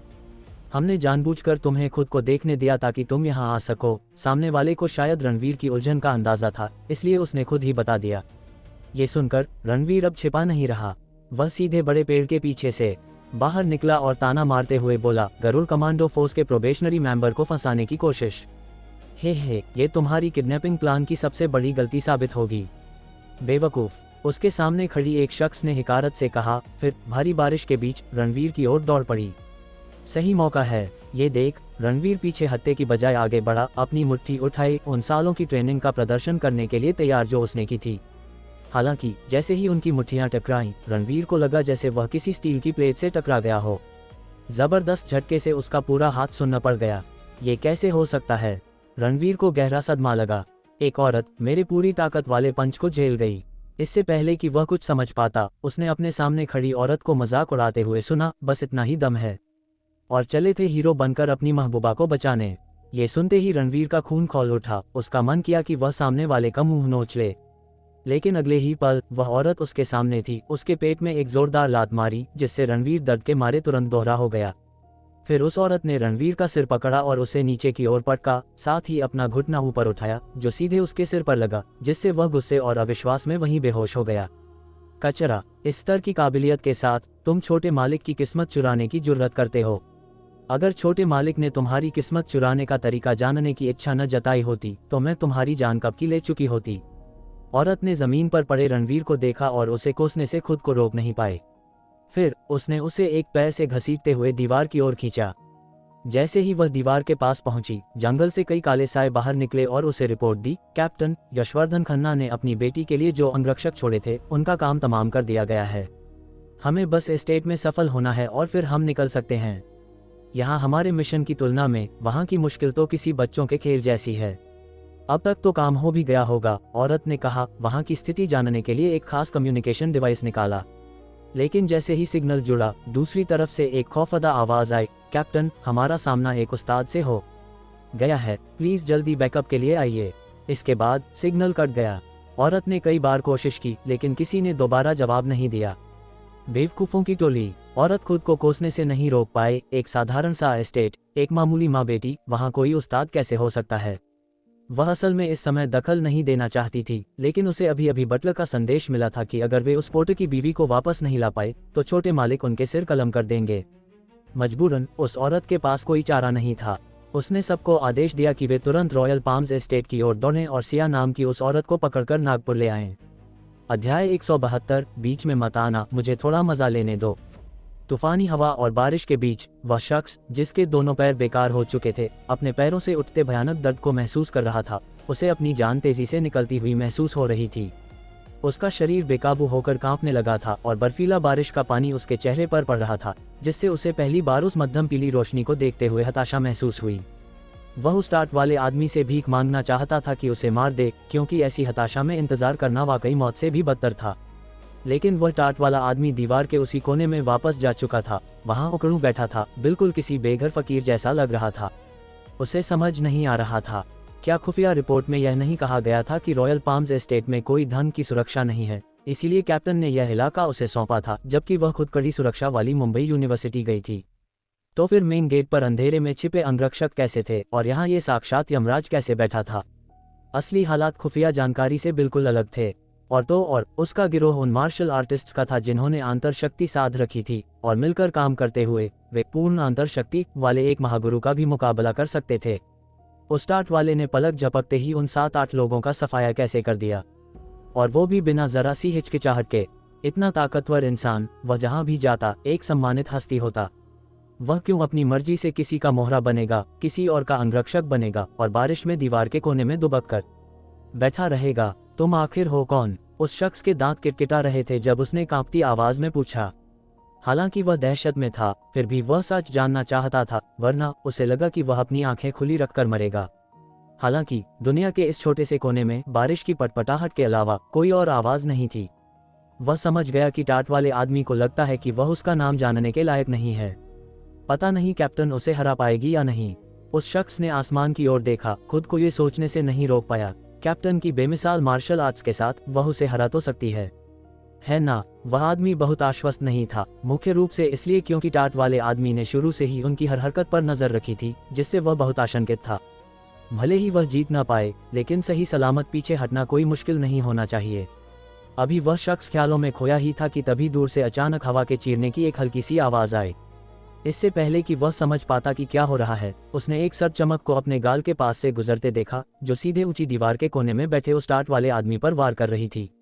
जब उसे होश आया तो उसने अपने ठंडे गाल पर जलन महसूस की। हाथ लगाकर देखा तो पाया कि उसके चेहरे पर किसी समय 1 इंच गहरा कट लग गया था, जिससे अब खून निकल रहा था और बारिश के पानी के साथ मिलकर तेजी से नीचे बह रहा था। लेकिन उसे अच्छी तरह याद था कि अभी गुजरी उस सर्द चमक ने उसके चेहरे को नहीं छुआ था। तो फिर उसके चेहरे पर यह कट अचानक कहां से आ गया? तलवार की हवा। उस शख्स ने जल्दी से अंदाजा लगाया, फिर खुशी से भर गया ये जानकर कि कैप्टन और उसकी टीम आ गई है। उसने जल्दी से मुड़कर देखा, लेकिन कुछ नहीं दिखा। क्या उसे मतिभ्रम हो रहा था? जैसे ही वह बेहद मायूसी में वापस मुड़ा, उसने देखा कि एक काला साया ऊंची दीवार से नीचे उतरा, हाथ में एक छोटा खंजर लिए, सीधे टाट वाले आदमी के कपाल पर निशाना साधते हुए। उस मध्यम पीली रोशनी के नीचे टाट वाला आदमी पल भर में हरकत में आया। उसने काले साये की कलाई पकड़ ली, फिर उसे खींचकर अपने सामने जमीन पर जोर से पटक दिया। साथ ही एक मुक्का भी निकला, जिसका निशाना काले साये का सिर था। काला साया भी चालाक था, उसने अपना बायां हाथ उठाकर टाट वाले के मुक्के को पूरी ताकत से रोका। साथ ही उसके मुक्के की ताकत का इस्तेमाल करते हुए उसने अपनी दाहिनी कलाई की पकड़ से खुद को छुड़ाया, जमीन पर हाथ मारा और हवा में 3 कलाबाजियां खाने के बाद जमीन पर स्थिर होकर खड़ा हो गया। जमीन पर उतरते ही काले साये ने दोनों पैरों से जमीन को धक्का दिया और फिर से टाट वाले आदमी पर हमला करने के लिए लपका। उसके दाहिने हाथ में छोटा खंजर था और बाएं हाथ की हथेली हवा में लहरा रही थी, पीठ पीछे छिपी हुई, किसी भी पल मदद के लिए तैयार। लगभग उसी समय दूर से तेज कदमों की आवाज आई। टूटे हुए पैर वाले आदमी को पीछे मुड़कर देखने की जरूरत नहीं थी, वह कदमों की आहट से बता सकता था कि उसके साथी आ गए हैं। लेकिन तसल्ली के लिए उसने फिर भी पीछे मुड़कर देखा और काले कपड़ों में लिपटे लोगों की एक कतार को एक आदमी और एक औरत को उठाए हुए अपनी ओर दौड़ते देखा। बच गए। वह शख्स मन ही मन खुशी से झूम उठा और उसकी आंखों से अनियंत्रित होकर आंसुओं की 2 धाराएं बह निकलीं। सिर्फ वही लोग जो निराशा से गुजरे हैं वास्तव में एक हताश स्थिति से बचने की खुशी को समझ सकते हैं। बदकिस्मती से बारिश बहुत तेज थी और किसी ने उसके आंसू नहीं देखे। इसी बीच दीवार के पास काले साये का छोटा खंजर आगे बढ़ा। टाट वाला आदमी उसे रोकने ही वाला था, लेकिन काले साये ने अचानक अपनी कलाई पर जोर दिया, वार को बदलकर एक स्वीप में बदल दिया, जिसका निशाना टाट वाले आदमी का गला था। छोटे खंजर में एक तेज तलवार की हवा थी। काला साया आश्वस्त था कि अगर खंजर की नोक टाट वाले आदमी के गले को नहीं भी छूती तो भी तलवार की हवा अकेले ही उसकी गर्दन पर हड्डी तक गहरा कट लगा देगी। उस स्थिति में भले ही टाट वाले आदमी के पास कोई दैवीय शक्ति हो, वह भी खून की कमी से मर जाएगा। हालांकि जैसे ही काले साये ने अपना वार खत्म किया और टाट वाले आदमी के दिल पर एक और वार करने की तैयारी कर रहा था, उसने पाया कि उसका बायां हाथ, जो मूल रूप से छोटे खंजर को रोकने के लिए तैयार था लेकिन चूक गया था, अब एक हथेली के साथ उसके कंधे की ओर वार कर रहा था। और इस हथेली के वार से जो तेज हवा की आवाज आई, वह बिल्कुल भी किसी घायल व्यक्ति की नहीं लग रही थी। पीछे हटो। इस पल काले साये के दिमाग में बस एक ही ख्याल था। उसने जबरदस्ती दूसरे वार का विचार त्याग दिया, एक पैर आगे और एक पीछे रखकर जमीन पर जोर से धक्का मारा और उसका शरीर अजीब तरह से पीछे की ओर हट गया। लेकिन फिर भी टाट वाले आदमी के बाएं हाथ से निकली तेज हथेली की हवा उसके कंधे को छू गई, जिससे वह लड़खड़ाया और लगभग जमीन पर गिरते गिरते बचा। तुम हो कौन, जिसे मेरे छोटे खंजर की तलवार की हवा का भी डर नहीं? काले साये ने खुद को संभालते हुए एक तीखी ललकार के साथ पूछा। उसकी भड़कुटी तंग गई। अगर वह वार अभी वाकई तलवार की हवा था तो मेरी गर्दन पर मेरा सिर अगर गिरा नहीं होता तो भी मेरा गला तुम्हारे द्वारा काट दिया गया होता। लेकिन जोर थोड़ा ज्यादा था, बिल्कुल जैसे कोई आस्तीन से हवा चला रहा हो। तुम उसे तलवार की हवा कैसे कह सकते हो? टाट वाला आदमी खड़ा हो गया, अंगड़ाई लेने से खुद को रोक नहीं पाया और दिलचस्पी के साथ बोला, लेकिन तुम बुरे नहीं हो, तुम मेरे कुछ वार झेलने के लायक हो। जैसे ही उसकी आवाज थमी, दोनों ने स्ट्रीट लाइट की ओर देखा, सिर्फ ये देखने के लिए कि दो साए धीरे धीरे छतरियां पकड़े उनकी ओर टहलते हुए आ रहे थे। काले कपड़ों वाले लोगों को जो बात हैरान कर रही थी वह ये थी कि इस विशाल रात में ये दोनों किसी और जगह के बजाय इस मौत के दरवाजे पर क्यों आएंगे।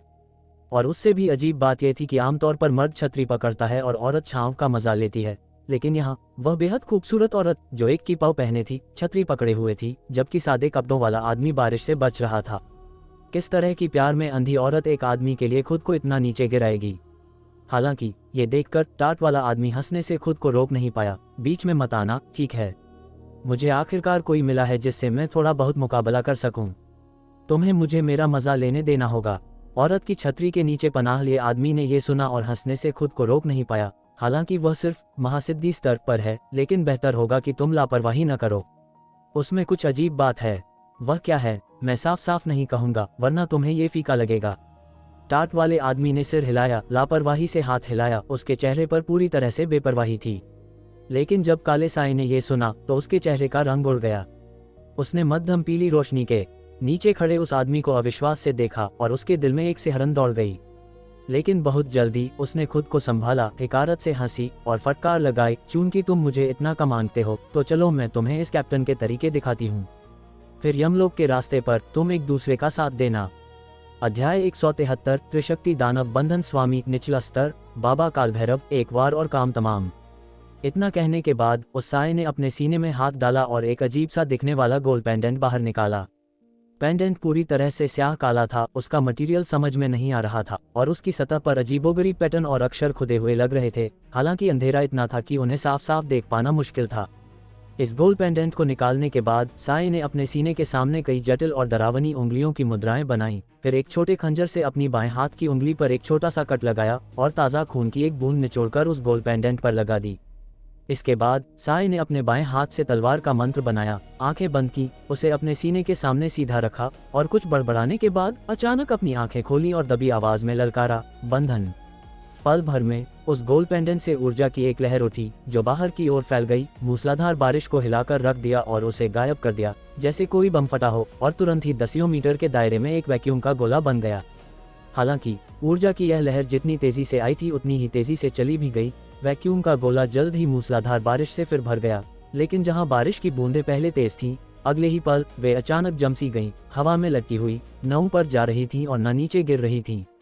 उसी समय स्ट्रीट लाइट के नीचे खड़ी रिया कपूर ने अचानक एक हल्की सी कराह निकाली और फिर उसका पूरा शरीर बेकाबू होकर झुक गया। इससे पहले कि वह समझ पाती कि क्या हो रहा है, वह एक घुटने पर बैठ गई, बेबस। उसके चेहरे पर भयानक दर्द झलक रहा था, जैसे हजारों किलो का बोझ उस पर आ पड़ा हो, जिससे सांस लेना भी नामुमकिन हो गया हो। सिर्फ वही नहीं, सामने खड़े साये के साथी भी उसी हालत में थे, घुटनों के बल या जमीन पर पड़े हुए, एक भी खड़ा होने लायक नहीं था। ये देख देवांश ठाकुर ने तुरंत रिया कपूर की गिरी हुई छतरी पकड़ी, फिर अपना दूसरा हाथ बढ़ाया और पास की स्ट्रीट लाइट पर एक उंगली से झटका मारा। एक कुरकुरी टन की आवाज के बाद रिया कपूर, जो एक घुटने पर बैठी थी, ऐसे गहरी सांस लेने लगी जैसे किसी बड़े बोझ से मुक्त हो गई हो। फिर धीरे धीरे खड़ी हुई और देवांश का शुक्रिया अदा किया। साय ने यह नज़ारा देखकर अपनी भरीकुटी थोड़ी सी कुढ़ी, लेकिन ज्यादा ध्यान नहीं दिया। आखिरकार उसमें मार्शल आर्टिस्ट होने का कोई लक्षण नहीं दिख रहा था। शायद वह बस एक आम इंसान था, इसलिए उस पर असर कम से कम था। जहां तक उसके पहले के दावे की बात है कि उसमें कुछ अजीब है, तो वह या तो बेबुनियाद मनगढ़ंत कहानी थी या उसके पास कोई असामान्य नजरिया था। लेकिन चाहे जो भी हो, वह उसके लिए कोई खतरा नहीं था। वह ऐसा शख्स था जिसकी जान वह किसी भी पल ले सकती थी। इसके विपरीत उसके साथ खड़ी की पाव वाली औरत अपनी आंतरशक्ति प्रवेश स्तर की साधना के साथ ज्यादा खतरनाक थी। लेकिन उसके लिए भी ये बस एक बार की बात थी, इसलिए उसने इसे बिल्कुल दिल पर नहीं लिया। अपनी नज़र हटाते हुए साय ने अपने सामने उस टाट वाले आदमी को देखा और पाया कि उसका आधा पैर डामर की सड़क में धंस चुका था, जो साफ तौर पर बेमिसाल दबाव झेल रहा था। फिर भी उसने देखा कि टाट वाले आदमी की मुद्रा वैसी ही थी। न केवल वह अपने साधारण से शरीर के साथ सीधा खड़ा था, बल्कि उसने अपनी कमर भी नहीं झुकाए और न ही अपना सिर 1 इंच नीचे किया। ये देख साय को मन ही मन हैरानी हुई। अगर जादुई यंत्र की ताकत न होती तो आज इस लड़ाई में मेरी मौत तय थी। लेकिन जैसे ही उसे अपने पास मौजूद जादुई यंत्र का ख्याल आया, उसका आत्मविश्वास बढ़ गया। अब हार मान लो। इस त्रिशक्ति दानव बंधन चक्र में भले ही तुम पूर्ण अंतरशक्ति के स्तर पर हो, तुम मेरे छोटे खंजर से मारे जाओगे, ये कैप्टन का वादा है। अगर तुम हार मान लेते हो और हमें किसी को पकड़ने के लिए अंदर जाने से नहीं रोकते, तो मैं गारंटी देती हूँ कि तुम्हारी जान बख्श दूंगी। टाट वाले आदमी ने यह सुना और हिकारत से हंसने से खुद को रोक नहीं पाया। पलटवार करते हुए बोला, मैंने तुम्हारा चेहरा देख लिया है। क्या तुम इतनी मेहरबान होगी कि मुझे नहीं मारोगी? हमारा लक्ष्य एस्टेट के अंदर सिया है। हमारी तुमसे कोई बड़ी दुश्मनी नहीं है सीनियर। जब तक तुम बाधा नहीं डालोगे, हम स्वाभाविक रूप से एक दूसरे के रास्ते में नहीं आएंगे। साय ने मौका देखा और समझाना जारी रखा। लेकिन टाट वाला आदमी फिर हंसा। अगर तुम किसी और को किडनैप करते तो शायद इस पर बहस हो सकती थी, लेकिन तुम मिस सिया को किडनैप करना चाहते हो। जब तक मैं यहाँ हूँ, तुम इस ऊंची दीवार को पार करने का सपना भी नहीं देख सकते। ... साया हैरान रह गई, उलझन में पूछा, मुझे कुछ समझ नहीं आ रहा। सिया बस एक साधारण औरत है और उसका पति एक शराबी जुआरी कमीना है। उसके पास ऐसी क्या खासियत है कि तुम्हारे जैसा उस्ताद उसकी रखवाली करे? ये सुनकर टाट वाले आदमी के चेहरे के भाव जम गए और उसके ख्यालों की डोर आधे महीने पीछे चली गई। उसे याद आया कि उसने तब मास्टर वाघ से भी यही सवाल पूछा था। उम्मीद नहीं थी कि मास्टर वाघ उस समय सिया की रखवाली कर रहे थे, लेकिन आधे महीने बाद अब वह पहरा दे रहा था। उसे याद आया कि मास्टर वाघ का पिछला जवाब था कि इंसान को भरोसेमंद होना चाहिए और अपनी बात रखनी चाहिए। उसका जवाब थोड़ा अलग था, क्योंकि उसका पति, वह कमीना जिसकी तुम बात कर रही हो, उसका नाम देवांश ठाकुर है और उसने मेरी जान बचाई है। तुम्हारी साधना के साथ क्या एक कमीना तुम्हारी जान बचा पाएगा? साई को यह समझना मुश्किल लगा, लेकिन वह एक बात समझ गई। उसके सामने वाला ये शख्स तब तक हार नहीं मानेगा जब तक वह मर न जाए। टाट वाले आदमी ने कोई जवाब नहीं दिया, बस अपना हाथ बढ़ाया, साई को उंगली से इशारा किया, उसे आने का संकेत दिया। ये देख, साई ने हिकारत से नाक सिकोड़ी, मैंने देखा कि तुम्हारी साधना आसान नहीं थी और तुम्हें जाने देना चाहती थी, लेकिन चूंकि तुम इतने जिद्दी हो, तुम्हें मारने के बाद मैं उन दोनों को भी तुम्हारे साथ भेज दूंगी। इतना कहकर उसने और हिचकिचाहट नहीं दिखाई, छोटे खंजर को हवा में हल्का सा उछाला, फिर उसे अपने हाथ में पकड़ा, सीधी पकड़ से उल्टी पकड़ में बदल दिया। करीबी लड़ाई के लिए खंजर पकड़ने की एक आम तकनीक। टाट वाले आदमी के चेहरे के भाव शांत रहे, जैसे उस पर पड़ने वाला हजारों किलो का दबाव मौजूद ही न हो। हालांकि जब उसने आधा कदम आगे बढ़ाया तो अपने शरीर में महसूस होने वाली सुस्ती ने उसकी भरीकुटी थोड़ी सिकोड़ दी, लेकिन उसने कोई घबराहट नहीं दिखाई। इसके बजाय वह मुस्कुराया। ये त्रिशक्ति दानव बंधन चक्र काफी दिलचस्प है। फिर उसे अपना टाट का चोंगा हिलाते हुए देखा गया और उस पर पड़ी बारिश की बूंदें तुरंत छोटी बूंदों में बदल गईं, चारों दिशाओं में बिखर गईं, फिर हवा में लटक गईं, न ऊपर जा रही थी और न नीचे गिर रही थी, जैसे इस इलाके में समय और जगह जम गई हो। इस समय तक साया पहले ही करीब आ चुकी थी। उसने अपना खंजर क्षैतिज रूप से घुमाया, फिर से उसके गले को निशाना बनाते हुए उसने सहज रूप से हाथ उठाकर रोकने की कोशिश की, लेकिन पाया कि उसका दिमाग तो तैयार था पर हाथ नहीं, जो अपने प्रतिद्वंद्वी से आधा बीट धीमा था। जब तक खंजर उसकी गर्दन को छूता, उसकी हथेली बस प्रतिद्वंद्वी की बांह को छू पाए। इस बिंदु पर उसे रोकने की कोशिश करना साफ तौर पर बहुत देर हो चुकी थी। साय के चेहरे पर पहले ही मुस्कान आ चुकी थी, यह मानते हुए कि यह वार टाट वाले आदमी की जान ले ही लेगा। उसकी आंखों में एक ठंडक चमक उठी। ये तुमने खुद मोल लिया है। वह शख्स जिसके पैर पूरी तरह से बेकार हो चुके थे और जमीन से चिपका हुआ था, ये नज़ारा देखकर चिल्लाए बिना नहीं रह सका। काम हो गया। लेकिन अगले नज़ारे ने उन दोनों के चेहरों की हवाएं उड़ा दी। साई को उम्मीद नहीं थी कि उसके वार के बाद टाट वाले आदमी के चेहरे पर भी मुस्कान होगी, जैसे कि वह खंजर जिसे वह काटने वाली थी उसकी गर्दन नहीं बल्कि कोई मामूली चीज थी। उसने अपनी गर्दन पर रखे खंजर की परवाह भी नहीं की। इसके बजाय उसने अपनी रोकने वाली हथेली को सीधे काटने की मुद्रा में बदल दिया और साई की बांह पर जोर से दे मारा। जान के बदले जान चाहिए, देखते हैं कौन तेज है। साई का दिल बैठ गया, ये जानते हुए कि त्रिशक्ति दानव बंधन चक्र की मदद से उसकी रफ्तार निश्चित रूप से उससे ज्यादा होगी। इसलिए उसने प्रतिद्वंद्वी के गले को काटना जारी रखने का मन बना लिया। हालांकि इस वार के साथ उसके हाथ के अंगूठे और तर्जनी के बीच तेज दर्द उठा, जैसे खंजर किसी इंसान के गले को नहीं बल्कि शुद्ध स्टील की प्लेट को काट रहा हो, जिससे वह बेहद हैरान रह गई। क्या यह भी एक नश्वर शरीर था? इससे पहले कि वह आगे कुछ सोच पाती, उसकी बाह में एक तेज दर्द उठा, जिससे मजबूर होकर उसे दानव बंधन चक्र की शक्ति बढ़ानी पड़ी ताकि प्रतिद्वंद्वी की हरकतें और धीमी हो जाएं और उसकी खुद की चोटें कम हो सकें। बड़े हुए दानव बंधन चक्र का वाकई बहुत असर हुआ, जिससे टाट वाला आदमी जो सीधा खड़ा था आखिरकार अपनी कमर थोड़ी झुकाने पर मजबूर हो गया और उसकी बांह पर जो हथेली का वार था वह विकृत हरकत के कारण उसे गंभीर चोट पहुंचाने में नाकाम रहा। साई ने इस मौके का फायदा उठाकर तेजी से पीछे हटी, टाट वाले आदमी के अगले हमलों से बचते हुए। अपने पैर जमाने के बाद उसने अपने सामने उस टाट वाले आदमी को फिर से जांचा, फिर पूछे बिना नहीं रह सकी, क्या तुम आंतरिक और बाह्य दोनों शक्तियों की साधना कर रहे हो? इतना कहने के बाद उसने सामने वाले आदमी के टाट के चोंगे को देखा, जैसे उसे कुछ याद आ गया हो। उसके चेहरे के भाव एकदम बदल गए और वह फटी आंखों से बड़बड़ाए, तुम तो बाबा कालभैरव हो, चेन्नई के टाट ओड़े बूढ़े। ये सुनकर काले कपड़ों वाले लोग जो जमीन पर दबे हुए थे और उठ नहीं पा रहे थे, एक एक करके उनकी आंखें दहशत से बाहर आने को थीं। हर कोई जो मार्शल आर्ट्स का अभ्यास करता था जानता था कि बाबा कालभैरव कैसी हस्ती थे। वे पूरे भारत में एकमात्र ऐसे खौफनाक वजूद थे जो आंतरिक शक्ति वाले एक महागुरु को मार सकते थे। अगर वह एक महागुरु को भी मार सकते थे तो वे उनके प्रतिद्वंद्वी कैसे हो सकते थे? खासकर वह शख्स जिसके पैर पूरी तरह बेकार हो चुके थे। इस पल आखिरकार समझ गया कि बाबा कालभैरव ने उनके मुंबई में दाखिल होते ही उन्हें कैसे महसूस कर लिया था, क्योंकि वह वाकई मशहूर बाबा कालभैरव थे। निराशा की एक लहर ने जल्दी ही सबके दिलों को घेर लिया, जिसे चाहे कुछ भी हो जाए दूर नहीं किया जा सकता था। हे, क्या मैं इतना मशहूर हूँ? तुम जैसे छोटे मोटे कीड़े भी मेरा नाम जानते हैं, बाबा कालभैरव ने हिकारत से हंसते हुए कहा, और उनका शरीर जो दबाव में थोड़ा झुक गया था जबरदस्ती सीधा हो गया। ये कैसे मुमकिन है? साया बेहद हैरान थी। सीनियर, आप महागुरु स्तर से नीचे के सबसे बड़े व्यक्ति हैं, वह कमीना देवांश ठाकुर आपकी जान कैसे बचा सकता है? बाबा कालभैरव की पहचान जानने के बाद साय का संबोधन भी सम्मानजनक हो गया। कोई और रास्ता नहीं था। मार्शल आर्टिस्ट्स की नजरों में जहां महागुरु देवताओं की तरह थे, वहीं बाबा कालभैरव का पूर्ण अंतर शक्ति वाले एक महागुरु को मार पाना उनका सबसे बड़ा आदर्श था। आखिरकार परिवर्तन स्तर वास्तव में पहुंच से बाहर था, जबकि पूर्ण अंतर शक्ति स्तर पर्याप्त प्रयास के साथ शायद फिर भी पहुंच में हो सकता था। बाबा कालभैरव ने यह सुना और अपने मुंह के कोने को फड़कने से नहीं रोक पाए। एक मुश्किल हंसी दबाते हुए स्ट्रीट लाइट के नीचे खड़े देवांश की ओर देखा। उनके चेहरे पर मजाक उड़ाने वाले भाव थे, जैसे कह रहे हो, तुम खुद सुन लो, तुम्हारी साख कितनी खराब है। अपनी नजर हटाते हुए बाबा कालभैरव ने साय के सवाल का जवाब नहीं दिया, बल्कि इसके बजाय पूछा, अभी भी लड़ोगी?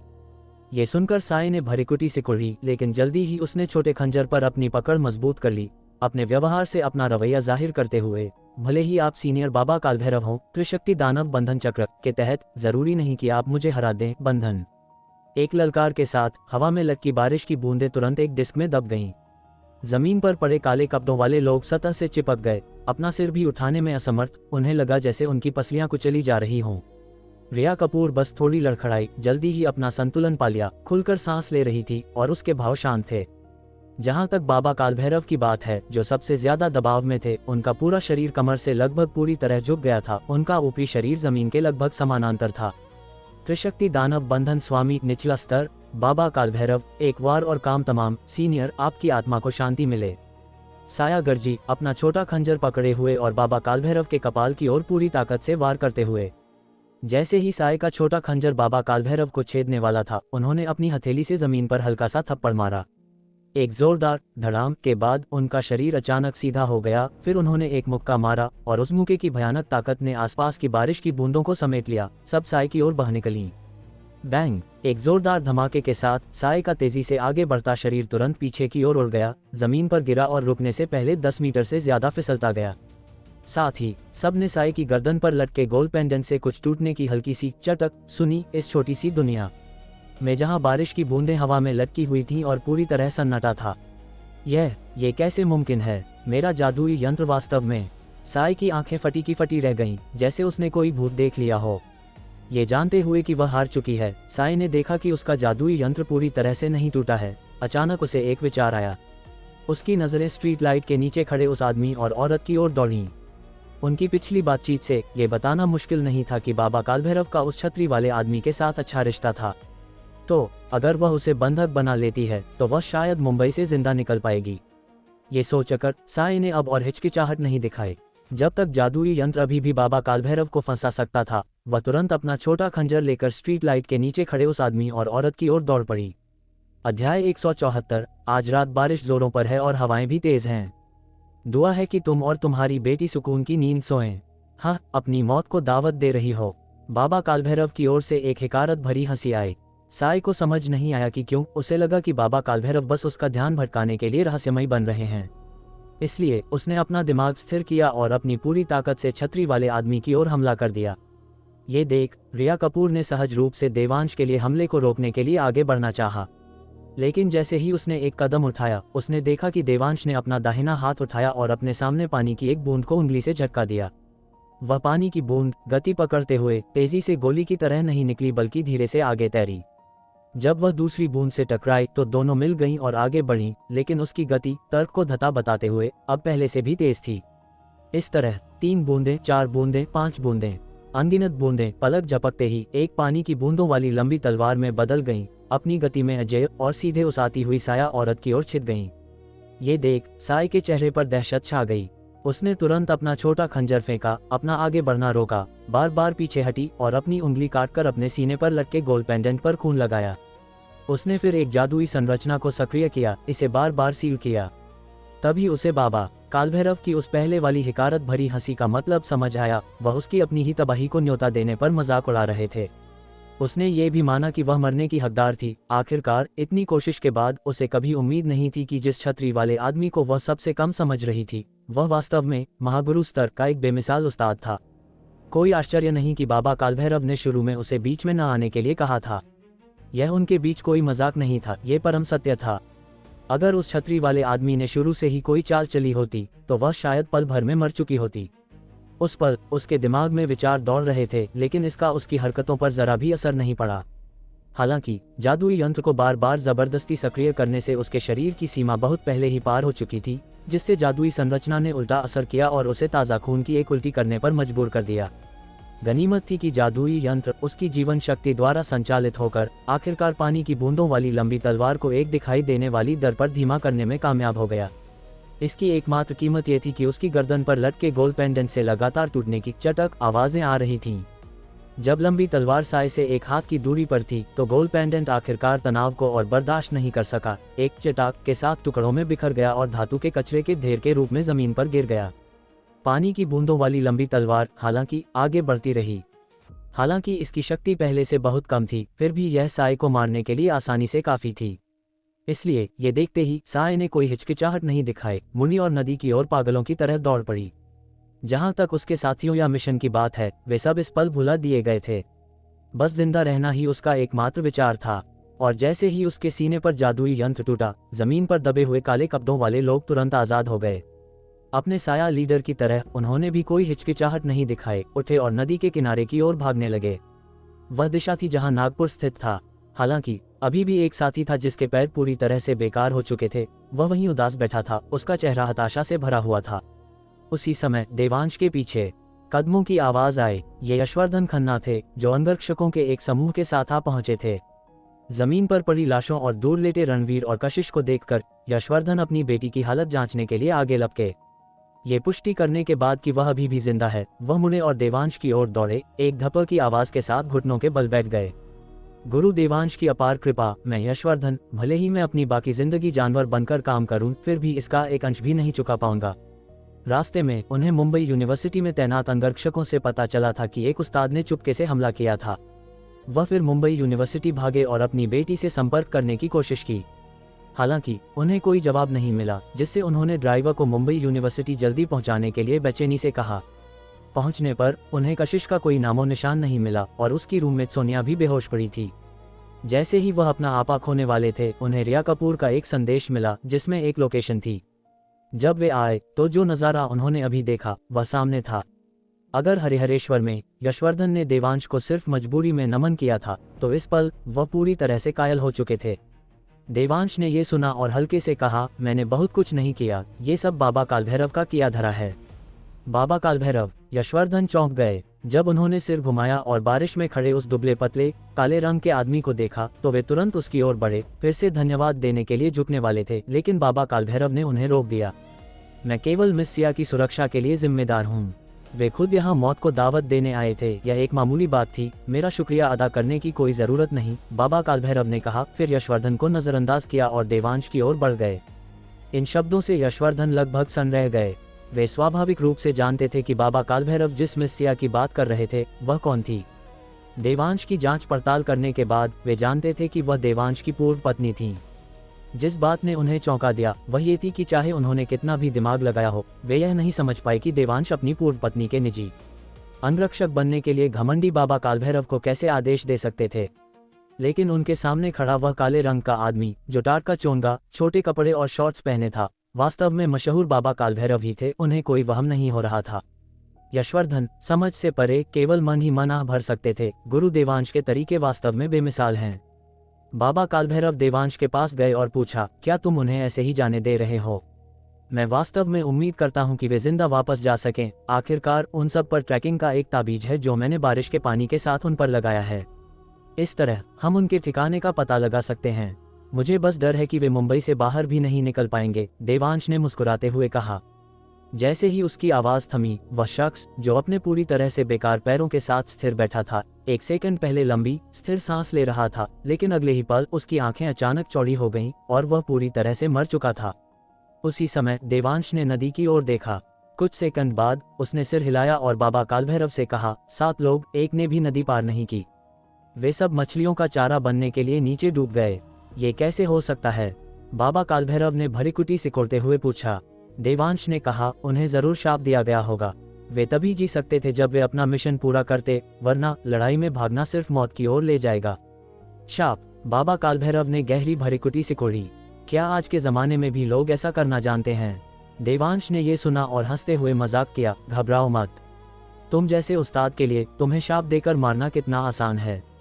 ज्यादा संभावना है कि शाप उल्टा असर करेगा और देने वाले को ही मार देगा। मैं अपनी चिंता नहीं कर रहा। मुझे डर है कि सामने वाला आपकी बीवी और बच्चे को मारने के लिए शाप का इस्तेमाल करेगा। मैं इस तरह की चीजों के बारे में कुछ नहीं जानता और तब मैं चाहकर भी इसे रोक नहीं पाऊंगा, बाबा कालभैरव ने चिंतित चेहरे के साथ कहा। देवांश मुस्कुराया, कोई चिंता नहीं। उन्हें शाप देकर मारने के लिए इस दुनिया के तांत्रिकों को कम से कम कुछ और सदियों के अभ्यास की जरूरत होगी। ये हुई ना बात? बाबा कालभैरव ने सिर हिलाया, राहत की सांस लेते हुए। ये देख, देवांश ने अपनी मुस्कान हटा दी और बाबा कालभैरव से गंभीरता से कहा, आज रात के मामले के लिए शुक्रिया। देवांश अच्छी तरह जानता था कि अगर मास्टर वाघ यहाँ पहरा दे रहे होते तो सिया और उसकी बेटी का आज रात शायद दुखद अंत होता। भले ही वह उन्हें बचा लेता, लेकिन वे अनिवार्य रूप से डर जाते। इसलिए देवांश के लिए बाबा कालभैरव के आज रात के कार्यों ने उसे बहुत आभारी बना दिया। बाबा कालभैरव इन शब्दों से चौंक गए, लेकिन वे जल्दी समझ गए, यह महसूस करते हुए कि सिया देवांश के दिल में बहुत अहमियत रखती होंगी कि इतना शक्तिशाली व्यक्ति उनका शुक्रिया अदा कर रहा है।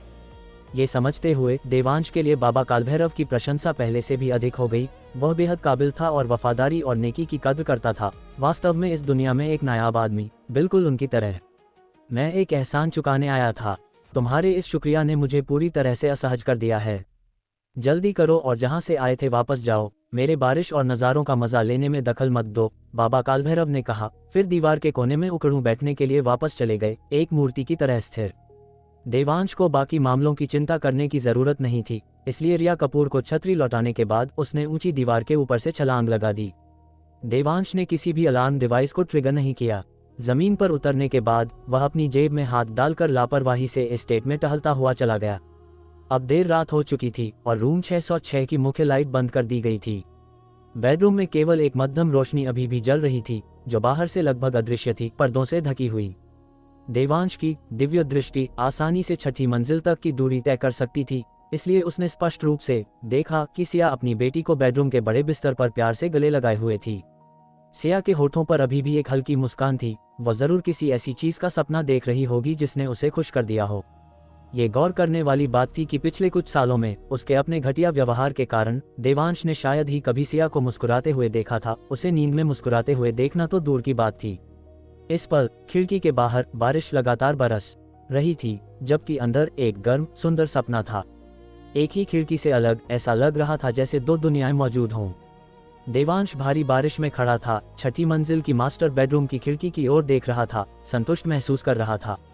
हालांकि वह जानता था कि उसके पिछले जन्म के रूप को दूसरों ने नुकसान पहुंचाया हो सकता है, लेकिन चाहे वह इसे कैसे भी समझाए, माँ और बेटी को जो उसने नुकसान पहुंचाया था वह असली था। इसलिए उसने कभी जिम्मेदारी से बचने के बारे में नहीं सोचा। वह केवल उन्हें हवा और बारिश से बचाना चाहता था, उन्हें इस उथल पुथल भरी दुनिया में सोने के लिए एक सुरक्षित जगह देना चाहता था। भले ही इसका मतलब खुद एक खूनी तूफान का सामना करना हो, वह हिचकिचाएगा नहीं। उस नन्ही जान को थोड़ी देर और देखने के बाद देवांश ने बारिश से अछूता रहते हुए अपना फोन निकाला और सिया को एक संदेश भेजा, मैं वापस आ गया हूँ। अपने जाने और लौटने दोनों का हिसाब देने के बाद, चाहे सिया परवाह करे या न करे, कम से कम देवांश ने खुद को सुकून में महसूस किया। अपना फोन रखते हुए उसने छठी मंजिल की उस बड़ी खिड़की पर एक आखिरी नजर डाली, फिर देवांश आखिरकार मुड़ा और चला गया, संतुष्ट होकर। हवा और बारिश में देवांश टहलता हुआ चला जा रहा था, धीरे से बड़बड़ाते हुए। हरे बांस की टोपी, हरी घास का चोंगा, तिरछी हवा और बारीक बारिश में लौटने की कोई जरूरत नहीं। सोते हुए हवा से बिखरे हरे बाल, रंगे हुए पर्दे पर बिखरे बादल और बारिश, बादलों की गड़गड़ाहट, नाशपाती के फूलों ने दरवाजा कसकर बंद कर लिया। जवानी को भूलना, जवानी को याद करना। सिया, आज रात बारिश जोरों पर है और हवाएं भी तेज हैं। दुआ है कि तुम और तुम्हारी बेटी सुकून की नींद सोएं। कुछ रक्षक शोर से नहीं आते, वे बारिश के साथ उतरते हैं। अंधेरे में जहाँ कातिल कदम रखते हैं, वहाँ एक नाम दीवार बनकर खड़ा रहता है। तलवारें चली, शक्ति टकराई और अहंकार एक ही वार में टूट गया। लेकिन असली जीत किसी की मौत नहीं थी, किसी माँ और बेटी की नींद थी। आज रात बारिश जोरों पर है, हवाएं भी तेज है, पर कुछ लोग जिनके लिए तूफान भी पहरेदार बन जाता है।